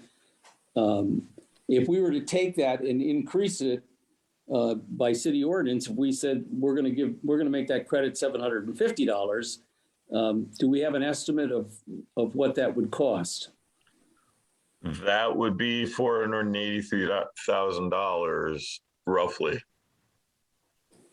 And so that's still well within the $700,000 line item. And that, and correct me if I'm wrong, Jen, that would not affect the budget. We would not, council does not have to pass any kind of a financial resolution.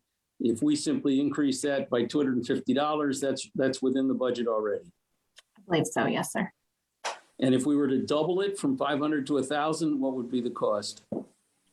644,000 roughly. So that's getting us pretty close. This is a fluid number. I mean, it's changing daily, but it's not going to be far off of that. Okay. All right. Well, thank you both very much. I think that answers my questions. Are there any questions, any other questions from my council colleagues? Okay, there being none, John and Jen, thank you so much, and especially to Jen, who's been here with us every night. Let the record reflect that we did receive a report from the city tax assessors, John Phillip. I want to thank everyone. I know it's been a long night. And to the members of the public, please feel free to join us tomorrow, where we're reconvening the special meeting from Monday, May 16th.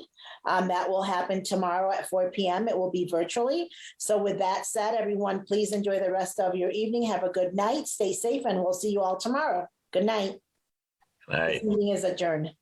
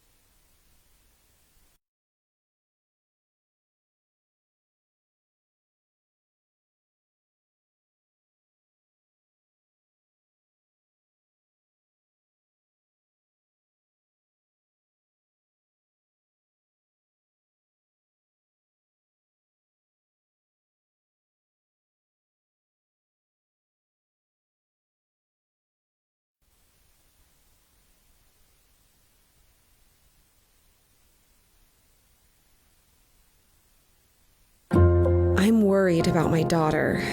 She doesn't talk to me anymore. I have no idea what's really going on in her life right now. No one even gets me. I just want to go away. You are not alone. If you, a child, or adolescent needs help, Mobile Crisis will come to you quickly to provide support. Just dial 211 and press 1 and then 1 again for Mobile Crisis Intervention Services. Estoy preocupada por mi hija. Ella ya no me habla. No tengo idea de lo que realmente está pasando en su vida en este momento. Nadie me entiende. Solo quiero desaparecer. No está solo. Si usted, un niño o adolescente, necesita ayuda, Mobile Crisis llegará a usted rápidamente para brindarle apoyo. Solo marque 211, presione 1 y luego 1 para los servicios móviles de intervención de crisis. Hi, I'm Gizmo. I'm a therapy dog, and I'm here to tell you that your mental health is just as important as your physical health. We all feel sad, mad, or worried sometimes. My Possum Pledge for Mental Health can help you make a plan for what to do when you feel that way. I pledge to take care of my mental health every day. Talk to my trusted adults. Complete my mental health plan and use it when I feel sad, mad, or worried. You can take the pledge at gizmoformentalhealth.org. If you or someone you know is in crisis, there is hope. Help is available. You aren't alone. And if you're worried about the well-being of someone you know, keep watch for the warning signs. If you or someone you know needs help, call 211 in Connecticut. Or if you're out of state, call 1-800-273-TALK. And if you'd prefer to text, message 741-741. Of course, if you find yourself in a life-threatening situation, dial 911. Visit PreventSuicideCT.org to learn more.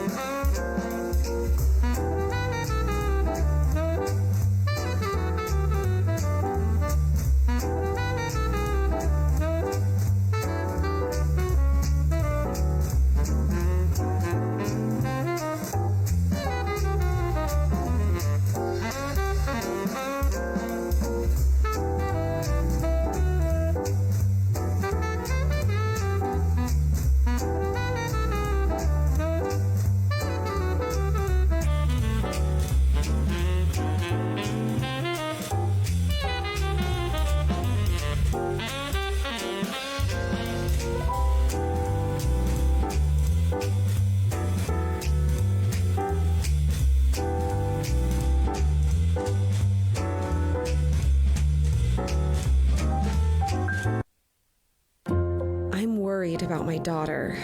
She doesn't talk to me anymore. I have no idea what's really going on in her life right now. No one even gets me. I just want to go away. You are not alone. If you, a child, or adolescent needs help, Mobile Crisis will come to you quickly to provide support. Just dial 211 and press 1 and then 1 again for Mobile Crisis Intervention Services. Estoy preocupada por mi hija. Ella ya no me habla. No tengo idea de lo que realmente está pasando en su vida en este momento. Nadie me entiende. Solo quiero desaparecer. No está solo. Si usted, un niño o adolescente, necesita ayuda, Mobile Crisis llegará a usted rápidamente para brindarle apoyo. Solo marque 211, presione 1 y luego 1 para los servicios móviles de intervención de crisis. Hi, I'm Gizmo. I'm a therapy dog, and I'm here to tell you that your mental health is just as important as your physical health. We all feel sad, mad, or worried sometimes. My Possum Pledge for Mental Health can help you make a plan for what to do when you feel that way. I pledge to take care of my mental health every day. Talk to my trusted adults. Complete my mental health plan and use it when I feel sad, mad, or worried. You can take the pledge at gizmoformentalhealth.org. If you or someone you know is in crisis, there is hope. Help is available. You aren't alone. And if you're worried about the well-being of someone you know, keep watch for the warning signs. If you or someone you know needs help, call 211 in Connecticut. Or if you're out of state, call 1-800-273-TALK. And if you'd prefer to text, message 741-741. Of course, if you find yourself in a life-threatening situation, dial 911. Visit PreventSuicideCT.org to learn more.